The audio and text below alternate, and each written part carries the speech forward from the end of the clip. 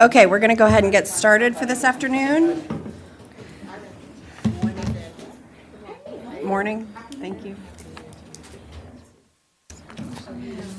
Welcome to everybody. We're going to go ahead and start off with the School and Traffic's Pedestrian Safety Assessment Project. To start, Ms. Heiser has submitted a written request to attend this morning's meeting virtually due to a medical conflict and is attending this morning's meeting from Burke, Virginia. All those in favor of approving Ms. Heiser's request? Mr. Moon, Mr. McElveen, Ms. Marin, Ms. St. John Cunning, Mr. McDaniel, Dr. Anderson, and myself. So that is unanimous for everyone here. Ms. Sizemore Heiser, can you please go ahead and check your microphone and camera?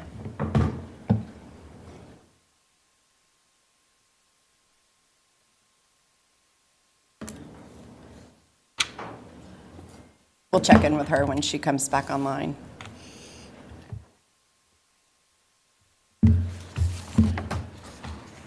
Okay, so to kick off this morning, we have Mr. Muick, our Chief Operating Officer, Ms. Szymanski, our Chief of Facilities, Services, and Capital Programs, and Mr. Lambert, Chief Safety and Security Officer. So you guys can go ahead and take it away. Thank you, Ms. Anderson. Good morning, School Board.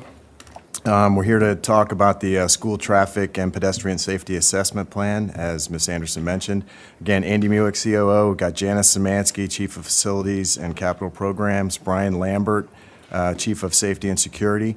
And then for the working group, when I call your name in the back, if you could just stand up real quick, I'll run through the group back there. Transportation, Paul D'Andrade, Executive Director. Tracy Kubo Carrera, Assistant Director. John McCracken, Senior Manager. Marari Zamani, Senior Manager, Derek Gwynn, Safety Specialist, Isaac Robertson, Senior Manager, and then all the way in the back, our previous Chief, Tom Vaccarello, who helped get us kicking this off.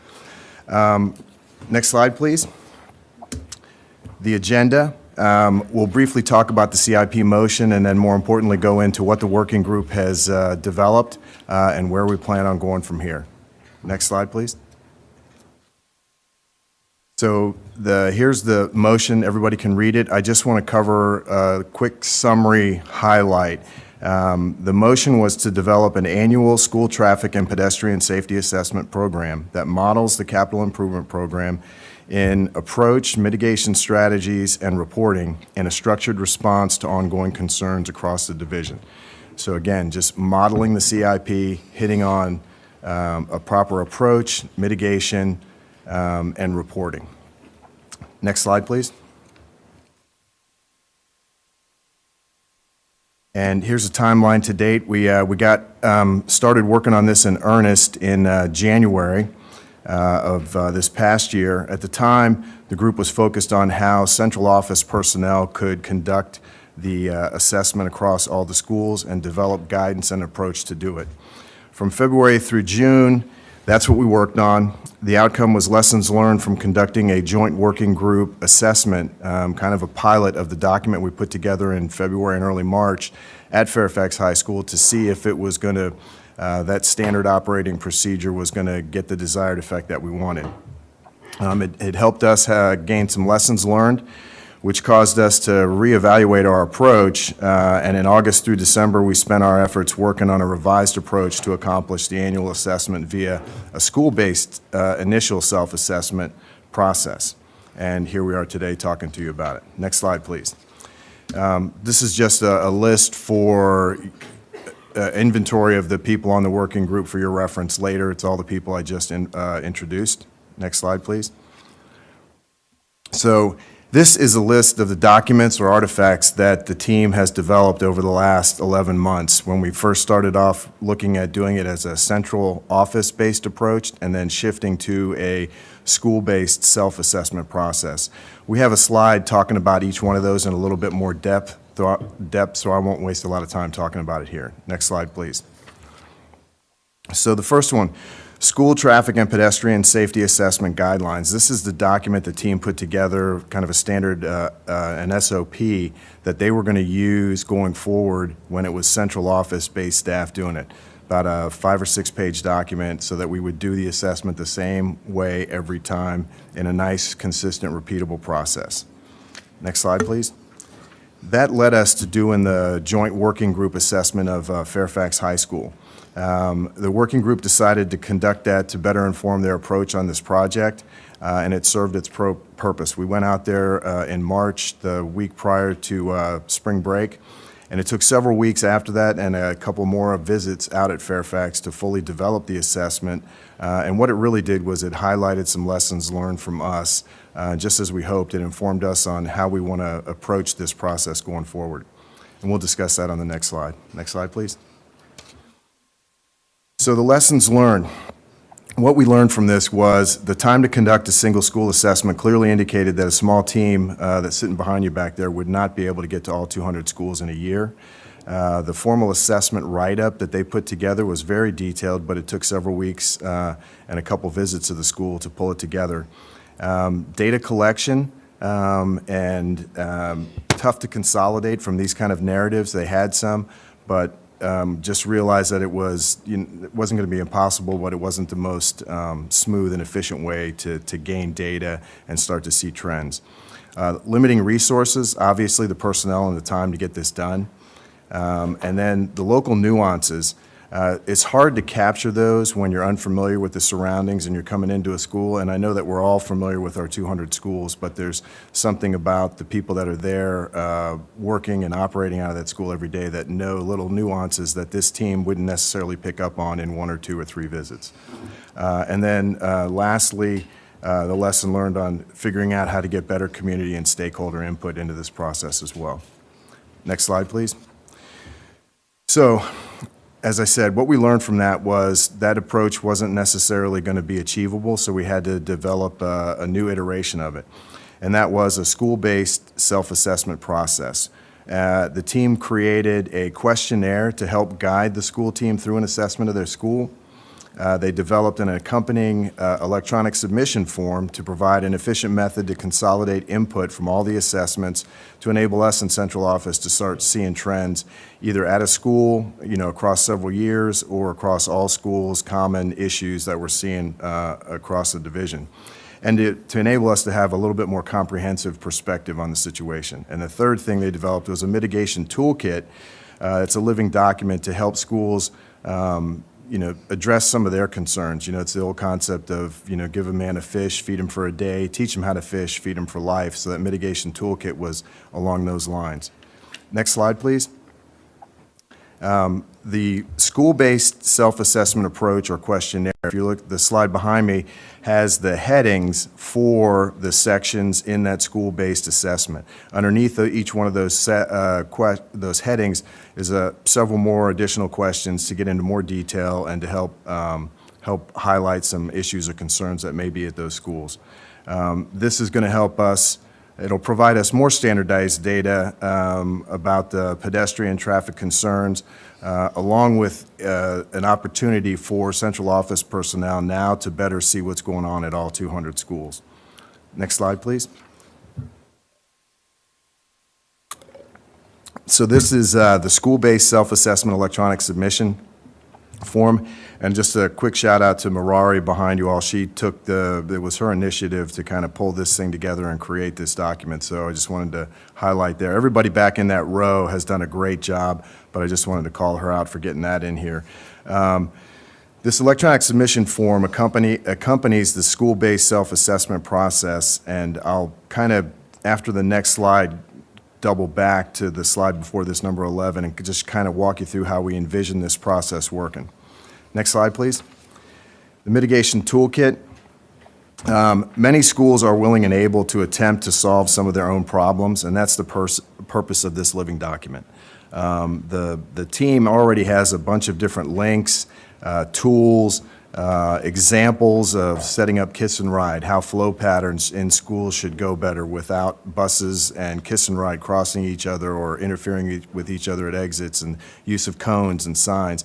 So this mitigation toolkit, as I mentioned a couple times already, living document, help those people that have the time and the initiative to be able to address some of their simpler problems at the school without having to pull in central office. So, Janet, if you could go back to slide 11. The way we kind of envision this going is if, whenever we decide that there's going to be, let's say, the month that the schools do their assessment, you have a leadership or admin person who has the questionnaire, kind of on a clipboard, walking around, for a day or two or three, answering the questions that are on there, taking the counts, the timing that we've listed. When they're done, they come back to their office, they sit down, they go into this electronic submission form, they upload all those answers to those questions because the two match, and they also scan in the actual hard copy that they used because we'd want to see that too, right? That's important, the notes they took, what they did when they were walking around. And now when they hit submit, we start to build and have some kind of repository of information so that we have the beginnings of being able to see some trends and highlight common issues, understand what's going on at each school. And then back to the mitigation toolkit, slide number 13, that is intended to give them some ways to help themselves, right? The whole division is a small team, and the more people that throw their hands into the mix of the solutions, the better we'll be. Next slide, slide 14, Janet. Thanks. So where do we go from here, path forward? Our proposal is in the spring that we would conduct a pilot of 6 schools, one from each region, just to make sure that what we just told you our vision was actually works out the way we think it will. Obviously, there'll be some things that help us shape this even more from that pilot, but if everything going the way we think it should and will, post-pilot decision would be, yes, let's roll this out and move forward in school year 25-26. And then in a year, the way we envision it going is, let's say October seems like a good month. Schools have settled out in their routine. We give schools that 30 days to do this school-based self-assessment and upload their electronic submission and scan their document in. In November, they can immediately start looking at that mitigation toolkit, and they can look at it all year long and figure out, hey, what are some things we could do on our own to solve some of our problems?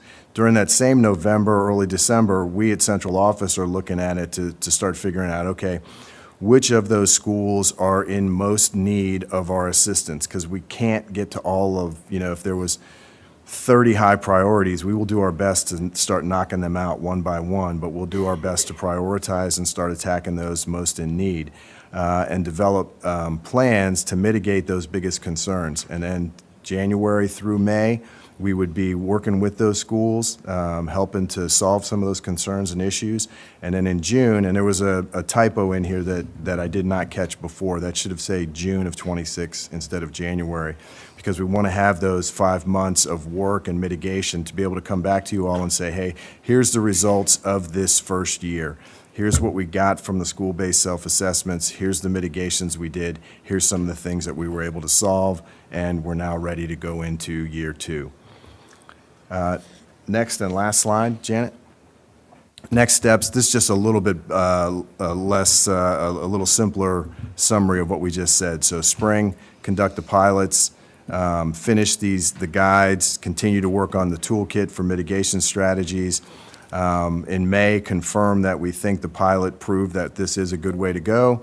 And then in May as well, once we have that decision, we start working on the internal, external communication strategies, right? Because there's a lot of communication that goes along with this too, to tell internal stakeholders, external stakeholders what we're doing. There'll be questions on how they can play, how they can help, how they can assist.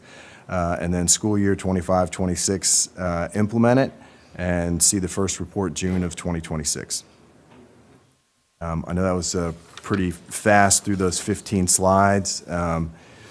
Everyone here has had them in advance, and I figured it was probably more important for the discussion and questions that you may have, and you also have a big day ahead of you with the SIP as well, so I figured time was of the essence. So with that, Ms. Anderson, I think we're open for questions and comments. Okay, I'm going to go ahead and jump in with the placards I see already. Dr. Reed, did you want to say anything? I didn't realize that you weren't here when we first got kicked off. No, other than I think this is really important safety work when we think about especially our carbon goals as well, having the number of students able to walk or bike to school or have safer routes to school, I think is healthier for our students and also for our carbon footprint. So I think this is important work, and I appreciate the board's attention to it this morning. Okay, Dr. Anderson, go ahead and kick off, and then Mr. Moon. Thank you. I also think this is important work because when we worked on this back in '23, it was because we had so many schools having so many issues with having a safe way to get in and out of the buildings. I appreciate this approach that's going to be consistent and uniform throughout the division, and I'm particularly mindful and grateful that you are cognizant of the nuances that live in each school, because I was a school principal. The things that I see are not the things you would see as somebody who is in the central office. And the mitigation measures that I see here are also very helpful. But what I wonder here a little bit is, the schools do the self-assessment, then they go through the mitigation list to determine what they can utilize. I see this as kind of another layer for the schools to complete. I'm wondering, what are we taking off of the plate? Because we're adding one more thing. Well, first of all, Dr. Anderson, a good question, but there are several schools already that are taking their own initiative to do mitigation strategies. So what I think we're suggesting isn't something that's going to be foreign to a lot of them. If you could go out to, I think a bunch of us were at TJ when they were figuring out how to solve their own kiss and ride traffic fiasco, and they were able to fix it on their own. I think, can you give me the rest of the question, because I kind of lost my thought there? It's okay, we'll come back to it, because you kind of headed to where I was going. A lot of these, again, speaking from being a former school administrator, a lot of these mitigation measures, if you're having an issue at your school, you're kind of trying everything. You're doing everything. I'm not necessarily seeing the newness of it. I'll give you the example that you just talked about, TJ. They've been working on it for years. They got me involved, got you involved, went in and had more conversations and did things that are not having the impact that we're hoping for. So I just feel like, what's the next step? Because that impact is not being felt. I mean, the community now, they're like, we did what we could with the school, but I don't know what else to do here. I think what it takes off there, and thank you, that reminded me of the other part of the question. I think what that takes off their plate is, like right now, today, they just have hundreds of different people coming in and maybe complaining about different things. This doesn't work, that doesn't work. What about this concern? Now we put a plan in place, and that's part of the communication that says, hey, we heard you. We're putting in a process to address these. Give your concerns beginning of the year, or whenever we say, to the principal, to the team. We'll incorporate it into this process. And I think we kind of see that that will take some of that burden off of the schools, because right now community is like, if I'm not in your face telling you that there's a problem and beating you up all the time, it's not necessarily going to get done. And I think this is a good step towards us, kind of getting our effort more focused, getting everybody to the table, and after it's not going to be immediate, but I would say after a certain amount of time, whatever that is, maybe a year, you start to see those improvements across the board, and people realize, hey, I have a method, I have an opportunity to give my concerns to the school, and it's going to get addressed. So Well, I it's think definitely going to organize it. Oh, yeah. And that toolkit is there, so now they're not trying to think up stuff on their own. They have this toolkit of resources where if they have a problem, that should save them time as well in terms of having to go look for something or create it. They can look and see a school that had a similar issue, how'd they fix it, and maybe that speeds it up for them. Thanks. Okay, thank you. Very much appreciate the toolkit, because it may provide some ideas that were not yet there, and some of these are how to reduce car traffic, vehicle traffic, which I think is important. But I'd be remiss if I didn't raise the fact that I know particularly at our middle schools, where the kids are starting as early as they are, that increases the traffic, because parents are not comfortable having their 10-year-old, who's a sixth grader, be at a bus stop at 6:20 in the morning. And I could speak about that firsthand, because I do that as a parent. I'm one of those drivers in that kiss and ride. And it's a long kiss and ride when you have a school that starts that early. So I also think we have to kind of walk hand in hand with what we expect with the infrastructure. Yes, ma'am. Can you speak a little bit as to how was it decided that Fairfax High School would be the pilot? Boy, I'm looking at the back room to phone a friend. Anybody back there remember why we picked Fairfax? And you have to, if you holler, I'll repeat it in the microphone, or you can walk to a microphone. There's a mic right here. Come on. Sorry, we need you at a microphone, please. Sorry, Tracy. There's a mic here. There's a.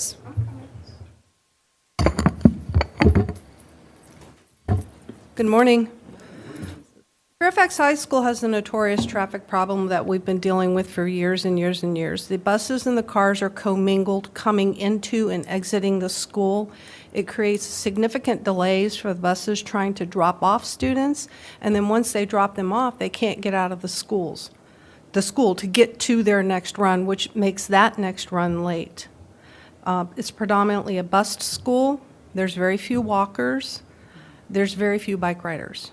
So that's why we selected Fairfax, because it's the way it's set up, it really needs to be redone with a separate bus entrance exit, but that's beyond our control.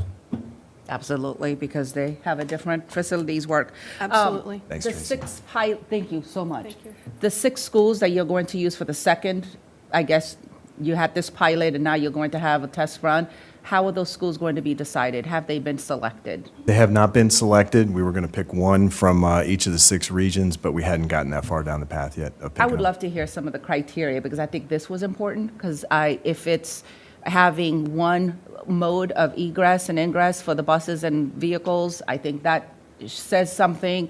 Having schools that are right on main roads also has a different impact. I'll go back, please. Mr. Moon, and then Ms. Marin. Thank you, Madam Vice Chair. Just a couple of preliminary questions. Since many of us were not on the board back in February 2023, I think just the 4 of you were there, was there a particular impetus behind this motion? Whether there were accidents or just, could somebody explain? Ms. Anderson, if that's okay, I can, because this was born out of 2 separate motions that ended up being merged, because there are some issues that Mr. Frisch was experiencing in his area where there were some accidents, and I was having a similar issue in the Mason district. If you remember the accident with the young girl who was killed off of Columbia Pike, getting her sister on the bus, and then something's similar at Belvedere where the speed at which cars were traveling caused accidents at a fairly blind road. So it was really out of pedestrian safety that came from 2 different areas of the division, and we ended up merging it into a big motion to just evaluate all of the schools, because we knew this problem was probably a little bit more widespread. Okay. With that in mind, looking at the timeline, well, motion started from February 2023, and full report to the board is not expected until June of 26. That's a 3.5 years. Is that to deal with something as grave as what you described? I guess this question goes to Mr. Mills. Well, the original motion was in February of '23, and I know that we were reminded of it in, I think it was it December '23 or January of '24, and as soon as it came back up, Janice, myself, and Tom Vaccarello got the working group together right away. And the only thing I could say for that interim period was just there was a lot of churn going on. You had an interim COO. You did not have 3 individual chiefs yet. They were in the process of doing that restructure. Janice got here in July. I got here in October. Tom became a chief in December. I think there was just a lot of chaos around it. But I'm speaking to a time when I wasn't here either. So one of my bosses may have an opinion on that. Certainly, we've lost about a year's worth of time. But Yes, I'm not sure that you want to characterize that as a chaos, but because I don't want to see any chaos in the school system. But thank you. Yes, sir. Ms. Marin, and then Mr. McDaniel. Thank you again so much for this work. And I'm not sure if you mentioned this, but you did, Dr. Reed did share an update of this to the school board in a Friday letter in August of '24. So that was the first time we saw the initial plans. I know I submitted a lot of comments, and now we're seeing the report to the full board at this time. So this is obviously a great amount of work, and it makes sense. But FCPS and our individual schools cannot bear the full responsibility of all matters related to pedestrian and vehicular safety regarding our schools. This is just another example of how we are being saddled with so much more than just instruction. Now, because we're FCPS, we're trying to solve this problem. We know that our kiddos and our adults, I've got adults that have been hit in crosswalks. I've got 7 years creating a road diet and crosswalk. I mean, the list goes on and on. We always say that student safety is a top priority, and it's true, but I will continue to push on the boundaries and ask the superintendent to walk a very fine line of what our school staff and our central office staff are going to do and what we need other partners to do. I think it's reasonable to talk about, to be effective and thoughtful about how our students and adults are engaging on school grounds, especially when it comes to buses. That's our world, right? How are we getting our buses in and out effectively? But this underscores that it's not only government agencies, but students, families, and our local residents who really need to play their role. Even just thinking about snow days, FCPS did its due diligence to remove the snow, but those public roadways, those residential sidewalks were not cleared. So I am not comfortable with our schools and our staff bearing the amount of work that is proposed in this tool. So here are my questions. What is the workload for this effort when it comes to how much staff time and resources this occupies, in the context of the portfolio of work that each of your offices are bringing, because you all each have huge portfolios. And I also would like to hear, notably, there is zero inclusion in this work about our Fairfax County Police Department, who are responsible for law enforcement, or the county and state departments of transportation. What was their role, if any, in developing this work? I don't see from the scope on slide 7 the list of public spaces. Those are public managed spaces. They're not our spaces. I'd like to hear about crossing guards, and I'd like to hear about the experiences that you've had when you do get, and our schools do get the call, hey, we got to change the speed limit. We got to get a crosswalk. We need a speed bump. We need Winkle-Maddox, because that's really, for me, where my advocacy was born out of. I've got residents asking me, and I'm asking facilities, I'm asking safety. So ultimately, what I'd like to know is this. What is the role of the county in helping us with this? And how do we dial back this approach? How do we use students even to create the assessments for them to safely go out and, do we have Winkle-Maddox? What's the speed zone? I am hard pressed to have instructors and building leaders out logging what the speed zone limit is in front of their schools. I'll kind of start a response on this. I think that what we want to get out of is this cycle of responding to the urgent so that we can address the important.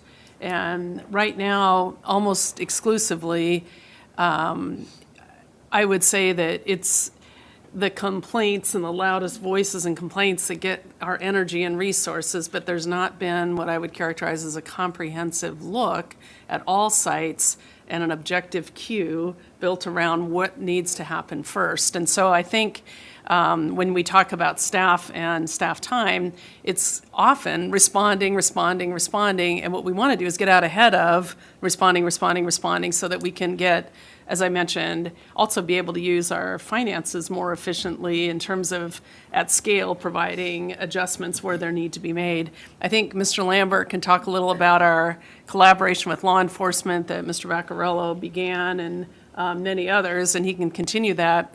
I think we have many parts of the county where the school division, the county, maybe even a city, and then VDOT are all stakeholders in an intersection or in a part of real estate for whatever reason. I know the accident Dr. Anderson referred to earlier, Mr. Vaccarello and I went out to the scene that morning, and it wasn't really necessarily adjacent or proximal at all to a school.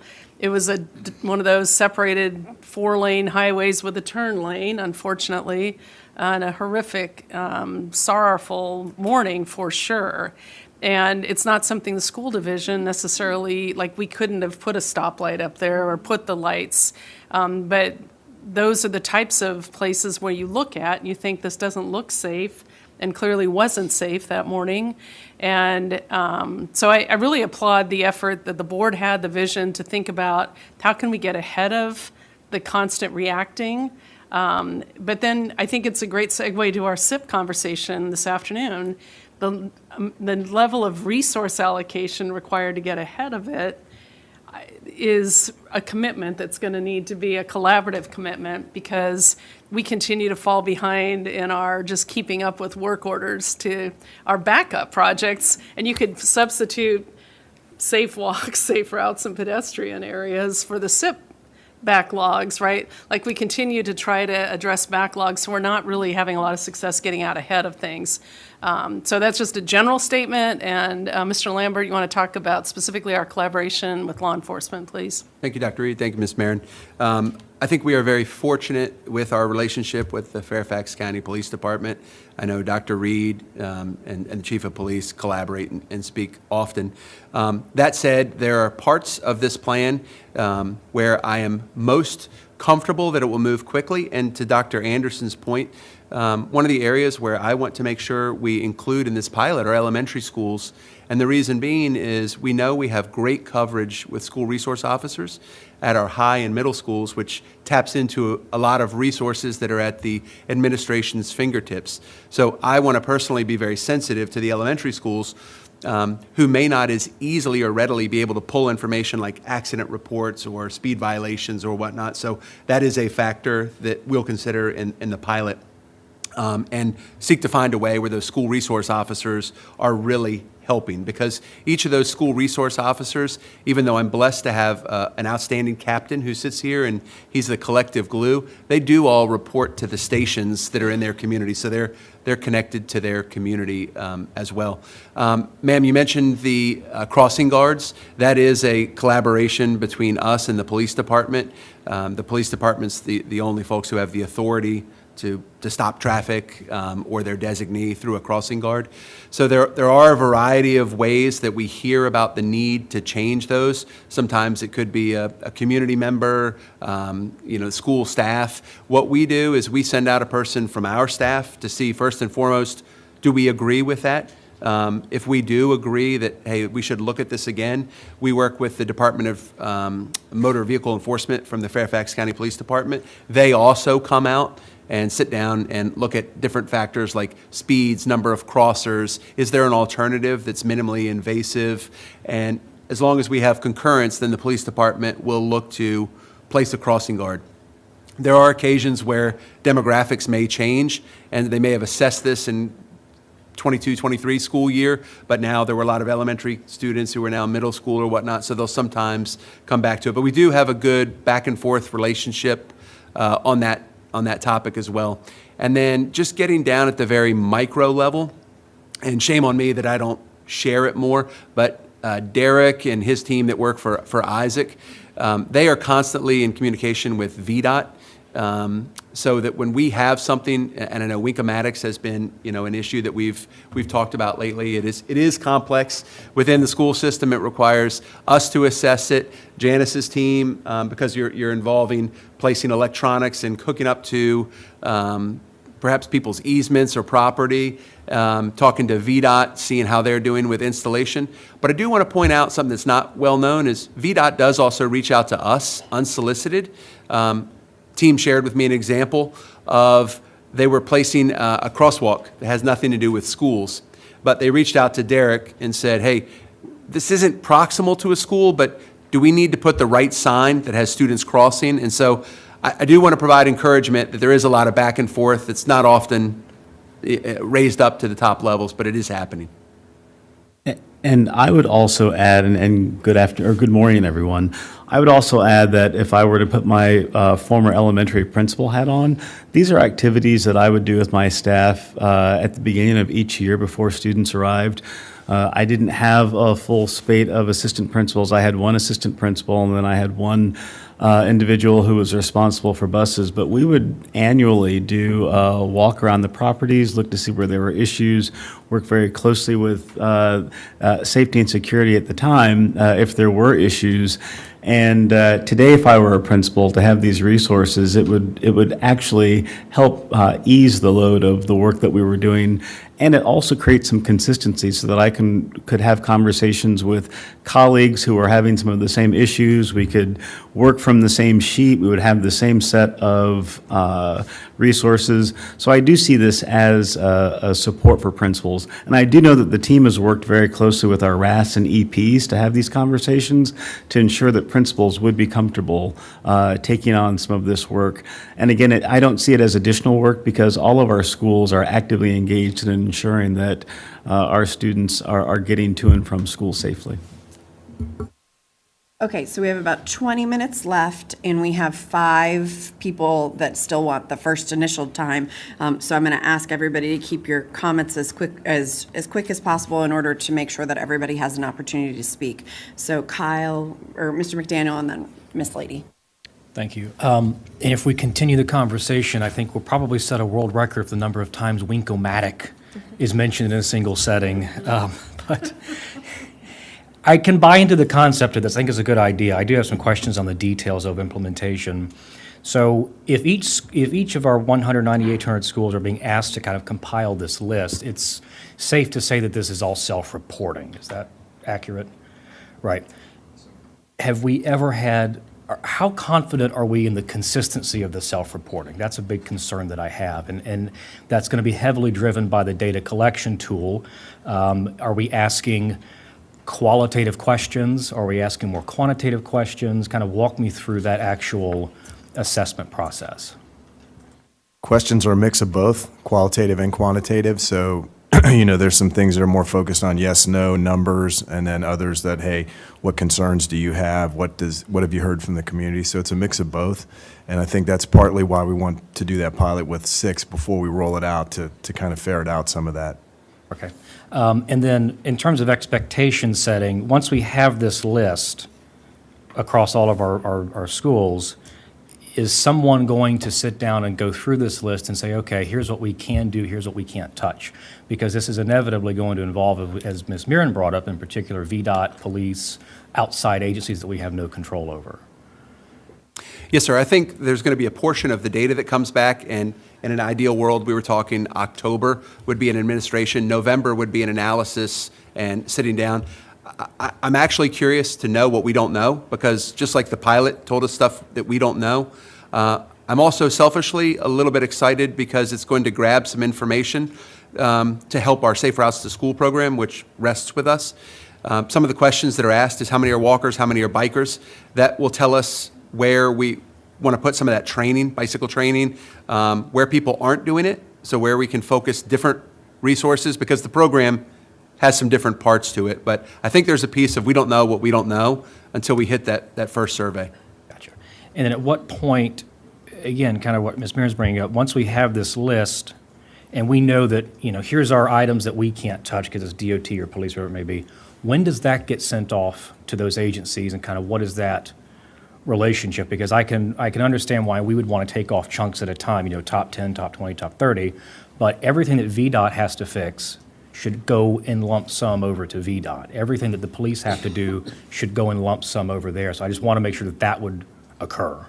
Yes, sir. I think that's absolutely valid. And this is where I believe we transition from the schools playing a role to the central office playing a role, because the relationships with VDOT, for example, are our relationships, and that's best served when we go over writ large. And I think an example of where that worked best is recently during this snowstorm. We didn't bombard VDOT with 10 different emails.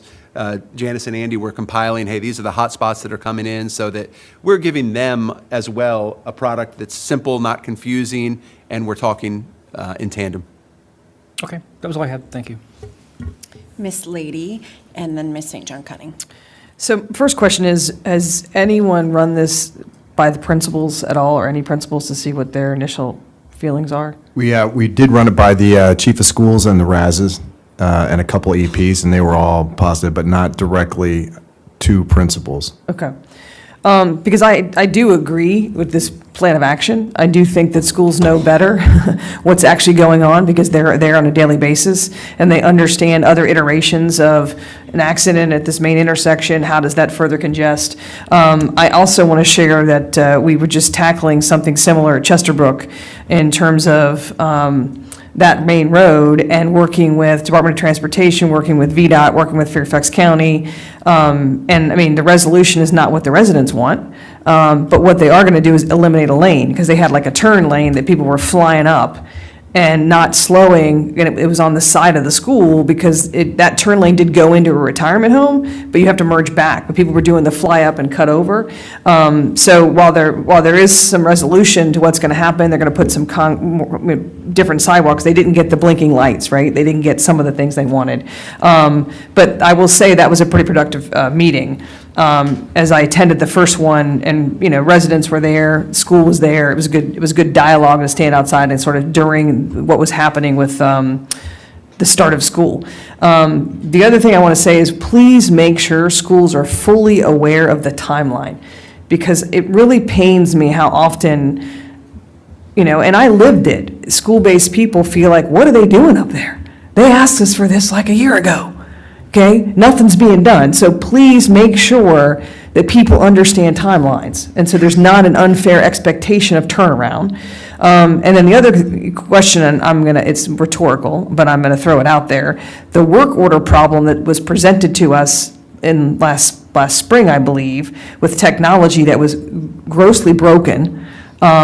Someone, I believe it was Ms. Dixit, made the suggestion that we tap our TJ students, or either anyone in our system who is brilliant when it comes to technology, to write a program for Fairfax. Has anyone followed up on that?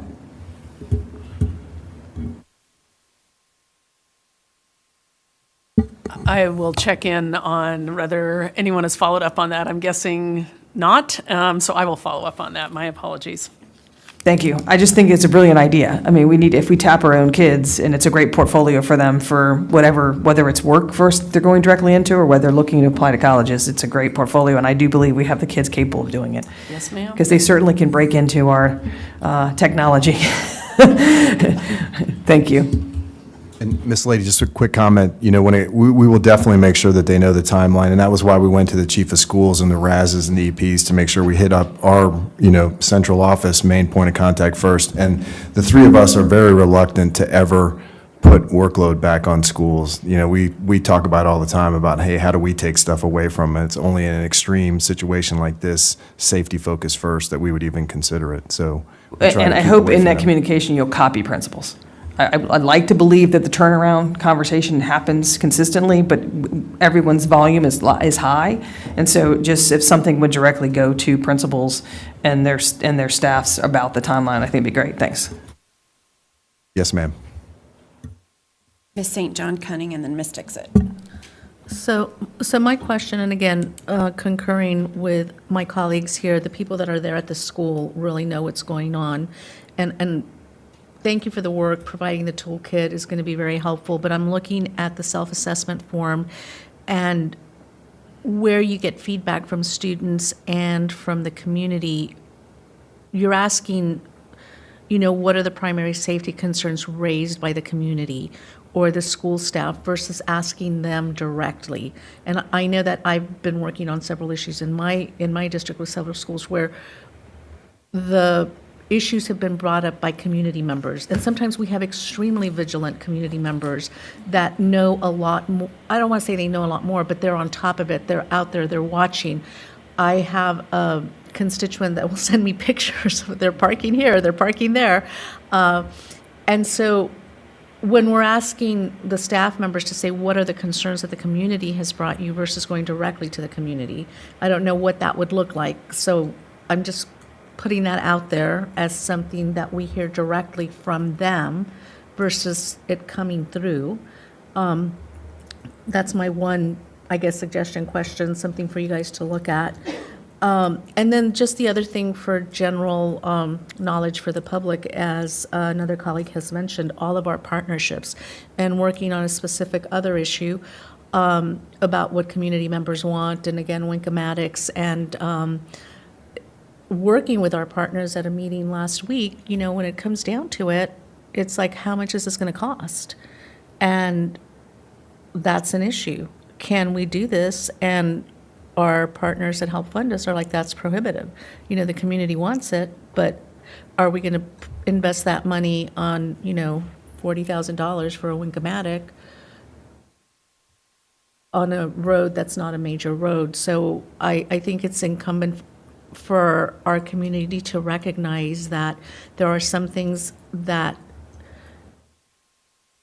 are outside of our budget, that it's difficult to do as much as we want to do it. And that's where working with our partners is important, and that's where having our partners understand the needs and prioritize what we can and can't do is important. Ms. Dixit. Thank you for the presentation. I wanted to ask you that, and I know that you are part of the joint working group and leading this, but do you have experience in this kind of work before, like questionnaires, assessment, any of this listed or work here? Have you had done it before?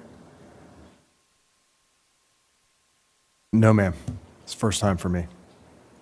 So I just wanted to, understand, like, while we do all these comprehensive studies and we are hiring consultants to do the middle school start time and, boundary and everything like that, this looks like a, really important undertaking as well. And I think it's going to take a lot of time away from our staff. So I just kind of wondered the decision.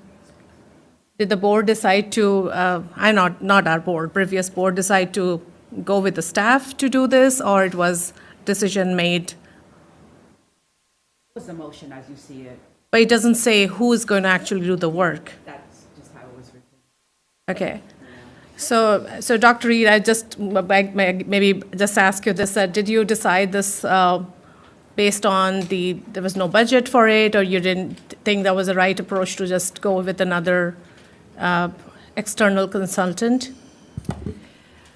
I think that what we really wanted to try to do, there had been previously members of a department tasked for this work, and there were staff whose role had this work assigned to them. So I think what we wanted to try to do first is see if we could do this in-house rather than go outside again.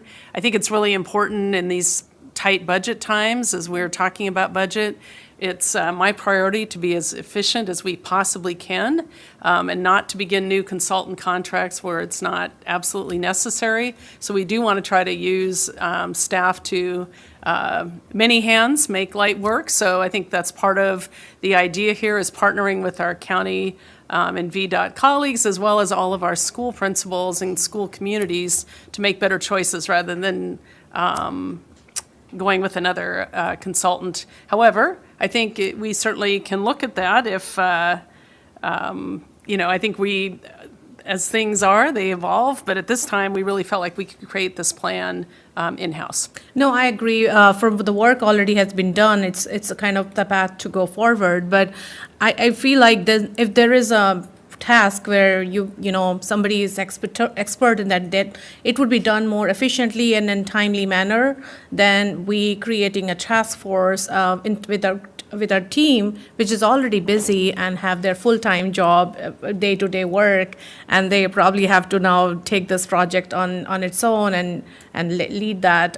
So I guess the timeline and everything looks good because we are internally working on this, but I guess if we had hired somebody to do it, we could have probably hit the timeline a bit earlier. So just for the future, I would just say that we're taking such initiatives. I would like to discuss as a board whether we would like to hire somebody or we like our staff to do all this additional work.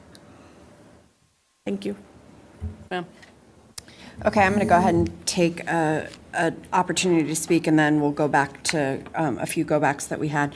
I appreciate what you guys have done here, because I think that what you've done is create a model for initiatives that are around the division where we can empower schools to make decisions for themselves, where they're not necessarily just waiting for direction from higher up. So I do think that that is a model that we can use for lots of other things around the division. So I am extremely happy to see things like the mitigation toolkit. I do want us to go and seek out those things that are unique that are being done, not just the norms.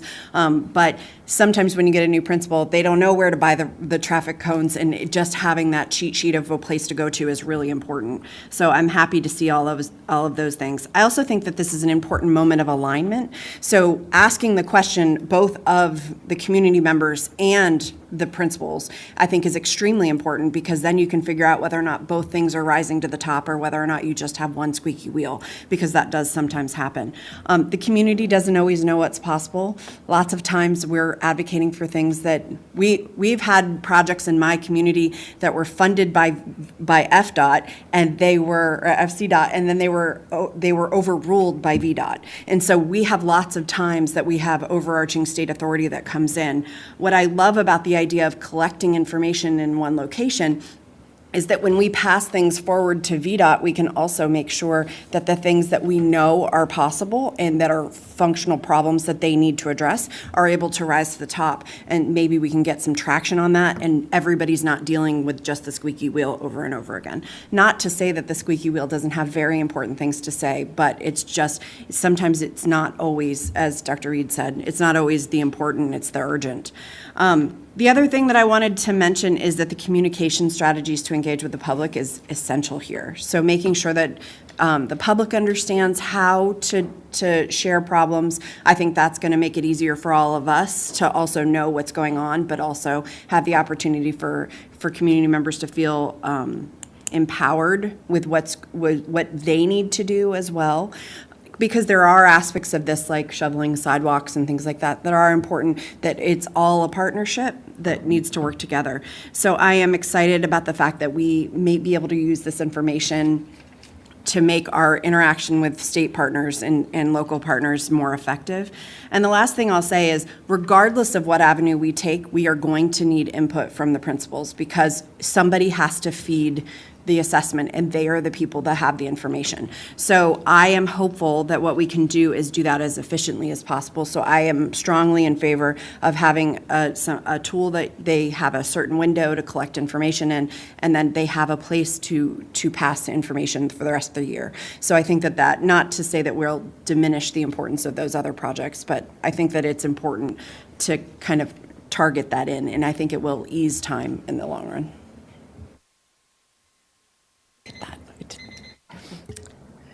Dr. Anderson for a go back. Thank you. You mentioned a little bit ago about the time it took to take the assessment to complete a report. Can you say a little bit more there? Yes, ma'am. It was about, I'm looking back, there was probably about 3 weeks start to finish. Took at least, if I remember correctly, 2 visits to Fairfax High School. And it was just kind of what we've discussed here earlier. It's just, this was, along with their other daily jobs. So finding that time to get out there and get into the details at Fairfax, carving that out for us to go as a team, just, it was a little cumbersome. So the 3 weeks included the assessment? Or Yes, just the ma'am. report writing? Okay. And again, I do want to raise my concern regarding the additional workload to principals. I know their input is key, but I'm also concerned that they were not part of this conversation. And we always talk about not doing things onto people without them being part of the conversation. This was a missed opportunity. It's much easier for us to sit in central office and shift things around, but I think we have to really engage with the practitioners. Hopefully, you could have a group of principals review this really quickly before the next update. One other Ma'am, thing. could I, No, go ahead. I was just, just to give a little insight, we started the conversation with chief of schools and RASs and EPs, because that's, who all the principals kind of get their guidance from. And we started there. We weren't by any means done today. That's where we wanted to see where this went before we start rolling it out more. And that was kind of part of the internal, external communication plan we referred to, which is pulling all them in. And like Janice had mentioned, all the principal association meetings that we go to once a month, there's a lot of opportunities for us to roll this out and make sure that we're not just piling stuff on them. And Dr. Hussain, you brought up a point that I wrote down that I want to reflect in the pilot. You see often, how long did it take to complete this form? I'm very curious in gathering that data as well, because I think that's important for us before we roll out countywide. Thank you. Also, information about vehicular traffic. I know that the move is to have more kids on the bus because we can control it and it just decreases traffic. Do we know at the high schools, or do we have a means of collecting how many of our students actually drive to school? Or how many parking spots are sold at the schools? Maybe that's more reasonable. I was looking at Mr. DeAndrade back there to see, but go ahead, Dr. Reed, sorry. Well, we have actually provided the number of parking slots, I believe, or we're in the middle of putting that together. I think we had it prior to construction projects, and then construction projects have adjusted some of the school parking lot footprints. But that would be for those who park on the school grounds. There are a lot of schools, like many schools across the country, right, that don't have sufficient student parking, and in some cases, staff parking. And so we have folks parking on side streets and local roads. So we can certainly get that information more definitively for you. We know 130,000 roughly of our roughly 183,000 students are on the bus. So that roughly leaves 50,000 that are either walking, biking, flying, or driving in some way. Well, we're going to have flying cars, I think, very shortly, but, skipping, hopping, however they get there, but that's about 50,000 left that are either driving or going other than, motorized transportation. I think reviewing that data would be a good next step as well, because it informs what are our goals here? Because we can't just work in darkness around this. We kind of have to have a measure for success. The last thing I want to share is it's really difficult at the school site, and you heard about it at TJ, when you have parents that are speeding, when you have folks making illegal U-turns. School staff cannot enforce that, and that's the frustration I think you hear from Ms. Marin, because we can't be at this alone, but yet we know that's the issue that is contributing to the safety issues around those schools. So it's just making sure we have someone who could be supportive of this. And also, just for the rest of the conversation, one of the things that we wanted to get out of this when this was brought forward as a follow-on motion a couple of years ago is that we would have a regular look at this information rather than just being responsive or reactive to urgent and catastrophic situations.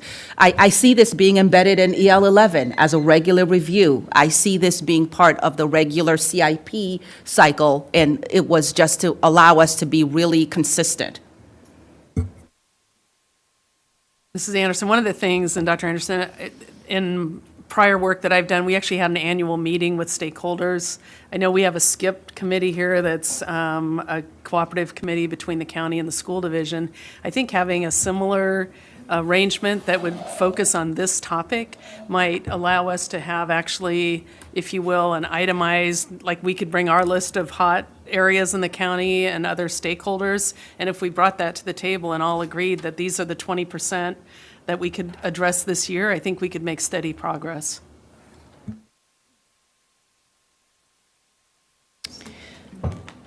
Mr. McElveen for his original, he gets the full 3 minutes. That's okay. I will be terse if possible. So I appreciate this this approach, but you've done what you were tasked with, so I appreciate that. But it is very much an inward-looking approach, and I think what we need is to accompany this an outward-looking approach, and frankly, we need a countywide public awareness campaign. In my role as a PTA leader. For 2 years, I had worked with my elementary school to do things like add a wink-o-matic, add speed bumps, add crossing guards at the school. And after 2 years of advocacy work, all VDOT did for us was repaint a crosswalk. It's really appalling.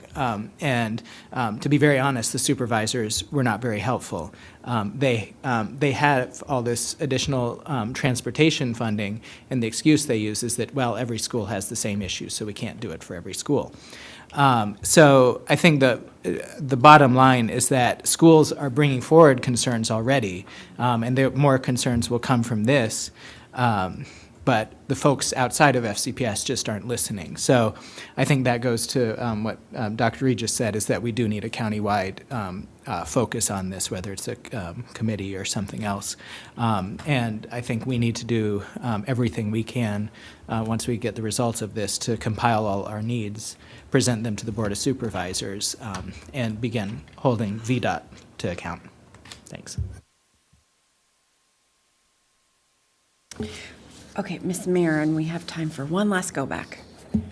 Yeah, I continue to say we cannot normalize that schools, that education professionals and operational staff are responsible for the assessment, management, and resolution for safe routes to schools. I see value in having base level data about status and needs, but we need to have the avenue of raising immediate needs in a thoughtful way, and that's a cue, and I know you all love your cues, but I'd just like to give you a smattering of the issues I've been dealing with for the last 5 years. Flint Hill Elementary first had an issue in 2012 with a crossing guard being hit in the crosswalk. Still to this date, nothing of significance has been done. There's been some movement, most recently because the delegate stepped in. Flores Elementary, speeding. The county now has the authority to change the speed zone. I have asked for it to be changed. Nothing has happened. Sunrise Valley Elementary, the county has rights over the roadways. The sidewalks are not ADA compliant. It's a dangerous curve. I've raised it to the county, to the Reston Association, nothing. Forest Edge Elementary, I've asked for a crosswalk to be painted. Totally in the county's jurisdiction, hasn't happened. Wolf Trap Elementary took 7 years to make Beulah Road be safe, and that effort was largely driven by myself and my neighbors as residents, getting grants and seeking accountability. So this is the kind of stuff that residents are asking us about. The police, you said, Mr. Lambert, the police are the only ones with the responsibility, the authority to stop traffic. And yet the county proposed in January 2024 to cut all the crossing guards in the town of Vienna, which I represent, and as recently as August 2024, proposed to have FCPS be responsible for managing the crossing guard program across the entire county. Now, I don't know the status of that. I believe that's changed, but I am concerned that I see efforts by the county to push their responsibility for road and pedestrian safety onto Fairfax County Public Schools. In my view, the strategies presented here today are an effort to fill a void left vacant for too long by the county and the state. Ultimately, though, I want to know what is the flow of information from FCPS to the county and state for them to get things fixed when we raise them and have accountability for it to be done.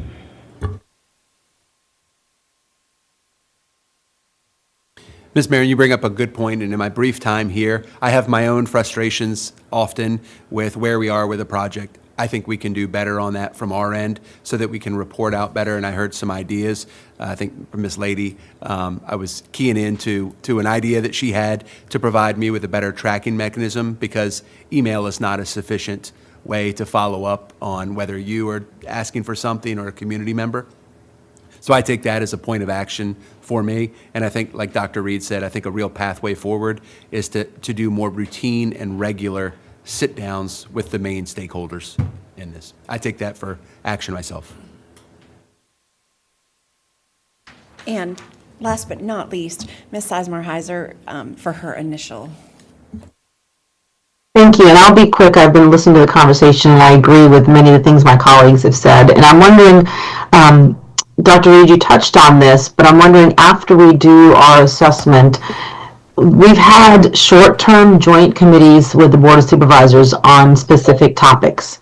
Specifically, the last one was around funding for facilities. So I'm really wondering if there's a way that we could, after we do our assessment, once we have the data, so we have something to kind of go to the Board of Supervisors with regarding data around specific issues and needs, whether it's possible at that point to propose doing some sort of joint committee, or maybe starting those conversations now about a joint task force perhaps to look at this. Because, I mean, I appreciate what we're doing. I think we can do what we can, but we are not able to mitigate all the traffic and safety concerns on our own, and I know our county partners want to work with us on getting this done. So just a thought, maybe those conversations can get started maybe from chair to chair, just some things I want to talk about. And also, you know, I'm hearing from a lot of concerns from different residents in the Braddock District about safety and walking routes. I think Mr. Lambert, you and I worked together on assessing some walking routes, some sidewalks towards Oakview and some of the other schools. But I'm wondering how we can sort of proactively communicate to our community, here's kind of what's under our purview. Here's what we can do. Here's sort of a process for lifting up concerns. I know many people were surprised during this recent snowstorm, right, that the sidewalks don't get shoveled. That it's the responsibility of the homeowner. If there isn't a homeowner or a renter against certain sidewalks, it's it's kind of up to the community to do it. So I'm just wondering if there's two pieces. One, conversation about some sort of joint task force with the board of supervisors, and two, whether there's some sort of proactive communications plan to help better, inform our community what we do and what we can do. Yes, ma'am. I think that both are critical. I think we have to have a joint task force, joint committee. I would hope it's a committee that has the authority to act, because I think that this reviewing these hazardous locations and identifying high priority locations and moving on them is critical. Honestly, that's what we were doing all last week with VDOT, is we were providing lists of parts of the county that we were receiving updates on about the most concerning roads. We were providing it, and we were working through that list. The team was together with VDOT and our staff, and I think we can, when we're more strategic, we can get things moving more quickly. I think the communication around who has what part would also be a great outcome of such a task force, because I think there's not a shared understanding in some cases of whose responsibility certain locations are. And then thirdly, I think the ability to share information across departments and across entities is very important. I know the team, when we talked with VDOT Sunday afternoon, actually, talked about how important it would be even for them to have our bus routes. So that way they would know which roads specifically bus routing was critical for, notwithstanding other routing that community members need. They already have hospitals and so forth. But I just think that the more information we share, the common purpose, we're all using the same resources, and the more efficient we can be with those resources and clearly we communicate them, I think it minimizes a lot of consternation, which leads to conflict. Well, and maybe it's a joint task force with VDOT, the county and us. I don't know, but it feels like there's, a room to have better processes for information sharing, better communication to our community, and room to sort of have more collaboration, because I think we all are sharing, right? We all have the same goal. We want our kids to be able to get to school safe. We want our community and roads to be safe, but how do we better work together on the different pieces and understand kind of where our lanes are and other people's lanes are, and work together to have the best outcome? If it would be helpful, I will ask the team to draft a plan for how we might envision that better working relationship, and we can provide that in a Friday letter to the board and have a follow-up conversation about who initiates that with who. I think from the work side, department side, we have a high interest in doing that. I think your point around the chair-to-chair contact, or however we go down that road, I think we can come back with a plan for your consideration. That would be great. Thank you. Okay, so we are about 10 minutes behind schedule at this point, but that's okay. We're going to take a quick 5-minute recess, but really 5 minutes. So we'll be back here at 11:45 to start the CIP conversation. Okay, welcome back. We are in our next portion of the work session, and let's just check our time here. We are due to have this discussion until 1 p.m., when we will break for a short recess for lunch until 1:30 and then reconvene. So let me just, 1 second. Okay, so today we are focusing on the $8.5 billion in public infrastructure assets in Fairfax County for which this board is responsible. These, of course, are the facilities and spaces managed by Fairfax County Public Schools for pre-K-12 and adult instruction, and the public's use of these spaces for a range of events, which last year alone in 2024 totaled 500,000 public events. Our facilities are used 7 days a week from morning until night for essential community services that include public education, athletics, performing arts, academic competitions, distribution of medical care, food, and public services, private athletic leagues and events, religious services, and more. It's critical to recall that it is the voter-approved public bonds on the annual November general election ballot that pay for the majority of facilities in FCPS, not the annual real estate taxes which provide the annual operating budget of over $4 billion. This Capital Improvement Program, or CIP, covers the array of critical topics regarding our facilities, including building maintenance and renovation, which includes safety upgrades and new construction, school capacity, programming and boundaries, and environmental sustainability, to name a few. The board previously, during the review of the CIP in 2024, publicly directed the superintendent through 2 follow-on motions to provide the board information about future strategies that could further economize the public funds used for FCPS facilities. This includes exploring new ways to generate revenue, using swing spaces to decrease construction time, and alternative delivery methods for projects such as public-private partnerships, power purchase agreements, construction management at risk, and design build, and reducing leasing expenses. While we do have copious information in response to these follow-on motions, the scope of today's work session will be on reviewing and improving the CIP document. Approving the CIP is critical because this sets in motion the bond work that the Board of Supervisors must do on a timeline that runs through spring for completion to place it onto the November general election ballot. Additional work sessions will be scheduled for us to more meaningfully review the details and possibilities of those follow-on motions, as this is ongoing work. So with that, I will turn it over to our Chief of Facilities, Ms. Janice Szymanski, or to our Superintendent, Dr. Michelle Reed. Thank you, Ms. Marin. And this is really an epic meeting. It's our annual look at our future 5-year plan. And our facilities, as you mentioned, Ms. Marin, are actually a significant part of what we're stewards for. The amount of square footage is incredible, and the projects, needs, renovations are significant outlays both of staff time and resources. The schools are the center of our communities.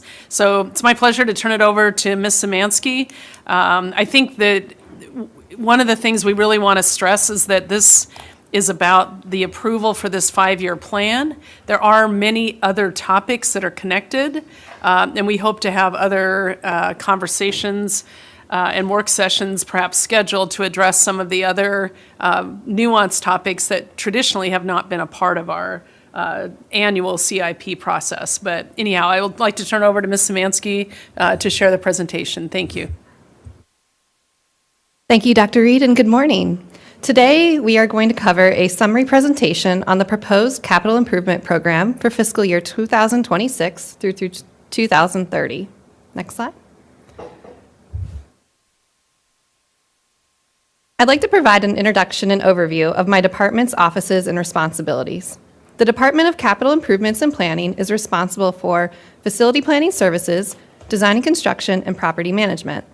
The work includes the production of the CIP, school enrollment projections by grade level, and attendance area adjustment recommendations, and proposes in conjunction with other offices in the department bond referenda to fund required capital improvements.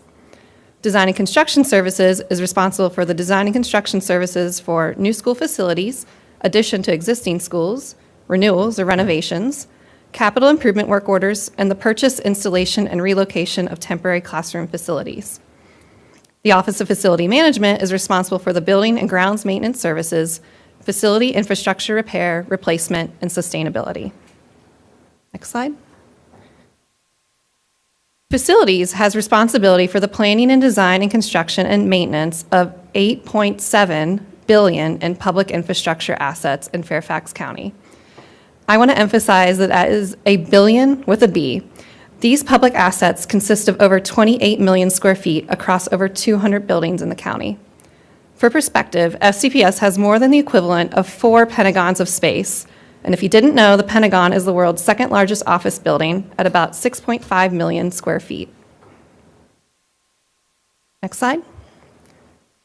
Facilities goes just beyond education. Our facilities are also community assets that serve as most of the public meeting spaces in the county. In many cases, spaces in our facilities are provided free of charge to organizations such as homeowner associations, 4-H clubs, scouting groups, employee organizations, and cultural and civic groups.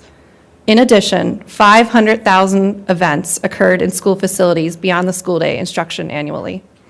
For some perspective, if every facility held the same number of events, that's over 2,500 events per facility. That would be 48 events per week at each school. 169 of our schools and centers are also used as polling places for elections. 142 schools serve as sites for Fairfax SAC program, and 91 religious and cultural organizations use our facilities for regularly scheduled events. Next slide. We want to highlight the policies and regulations that govern facilities work and the formation of the CIP. This full list is included in the regulations section of the CIP on pages 15 through 17. We do want to make special note of policy and regulation 8110 that establishes procedures for the 5-year capital improvement program planning. Also important to highlight is policy 8258. This policy dictates a 20 to 25-year renovation cycle. And lastly, I would like to highlight policy 8542, which is our policy on environmental stewardship and initiatives. These policies all govern and guide our work. Next slide. All right, so now that we have covered some background on facilities as a whole, I'd like to talk about this year's proposed CIP. Next slide, please. A capital improvement program, or CIP, is a planning and fiscal management tool used to coordinate the location, timing, and funding of projects over the 5 years. The cash flow is submitted to the county for incorporation into the larger Fairfax County CIP. Our CIP includes an annual review of student membership and facilities data to identify capital projects. Newly identified needs are included in the estimated schedule of capital projects for the next 5 years, and the capital cash flow tracks the funding allocation for these projects. Please note, facilities work reaches beyond just the 5-year cash flow of major capital projects. While that is what the CIP covers, facilities also performs projects ranging from reactive and preventative maintenance, major maintenance projects such as painting classrooms or replacing flooring, and larger infrastructure projects. Examples of that might be an HVAC equipment replacement or replacing a roof. Next slide, please. The CIP is a 0 to 5-year look ahead, but it's informed by longer range planning. This graphic shows how FCPS collaborates with Fairfax County government on the review of countywide residential development and growth within and beyond the 5 years.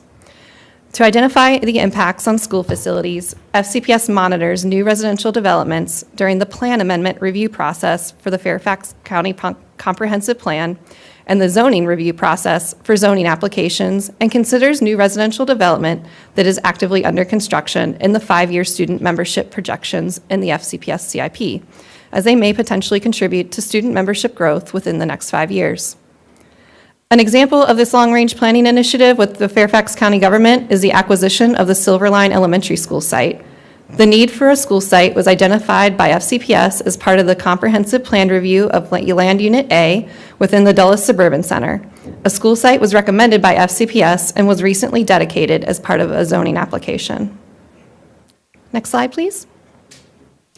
The CIP includes September certified student membership division-wide and by individual schools. The total certified student membership decreased by 422 students from 180,806 students in school year 23-24 to 180,384 students in school year 24-25. The primary factors that contribute to changes in student membership include the birth to kindergarten ratio, the migration of students in and out of FCPS, and the transfer of students from their base school to their attending schools. This data is included at the end of this presentation as reference on pages 27 through 32 in the CIP and on the facility membership dashboards online. The CIP includes 5-year student membership projections, which show a decrease in student membership for the 5-year period on page 36. The student membership is projected to decrease by 2,606 students. So that's going from 180,384 students in school year 24-25 to 177,778 students in school year 29-30. As best practice, FCPS uses the cohort survival ratio methodology as the basis for the student membership projections. The cohort survival ratio methodology compares the proportion of students in one grade that progresses to the next grade. Then, historical cohort survival ratios are considered and applied to those ratios to project for students in the next school years. As a reminder, for the student membership projections, only new residential development that is actively under construction are considered, as they may potentially contribute to membership growth within the next 5 years. And as I shared, we do work with Fairfax County government and review planning amendments and zoning applications for potential new developments in the pipeline, and we update the student member projections every year to capture any new residential developments that may have become then active. Can you stay on the past slide, please? So some of the factors that relate to this projected decline are, we are seeing births continuing to decrease. The 23 Fairfax County Demographic Report projects a decrease in the school-age population, so that's ages 5 through 19 in Fairfax County. The same report also projects that housing growth will primarily be multifamily housing units, which generally yields fewer students compared to single-family and townhomes. And overall, we're seeing elementary and middle school student cohorts decreasing every year. Currently, the largest student cohorts in school year 24-25 are in 11th and 12th grade. And again, I just would like to stress that with the recent decline and ongoing changes in student membership, it is very important to highlight that projections are updated every year in the FCPS CIP to reflect the changing conditions continuously. Next slide, please.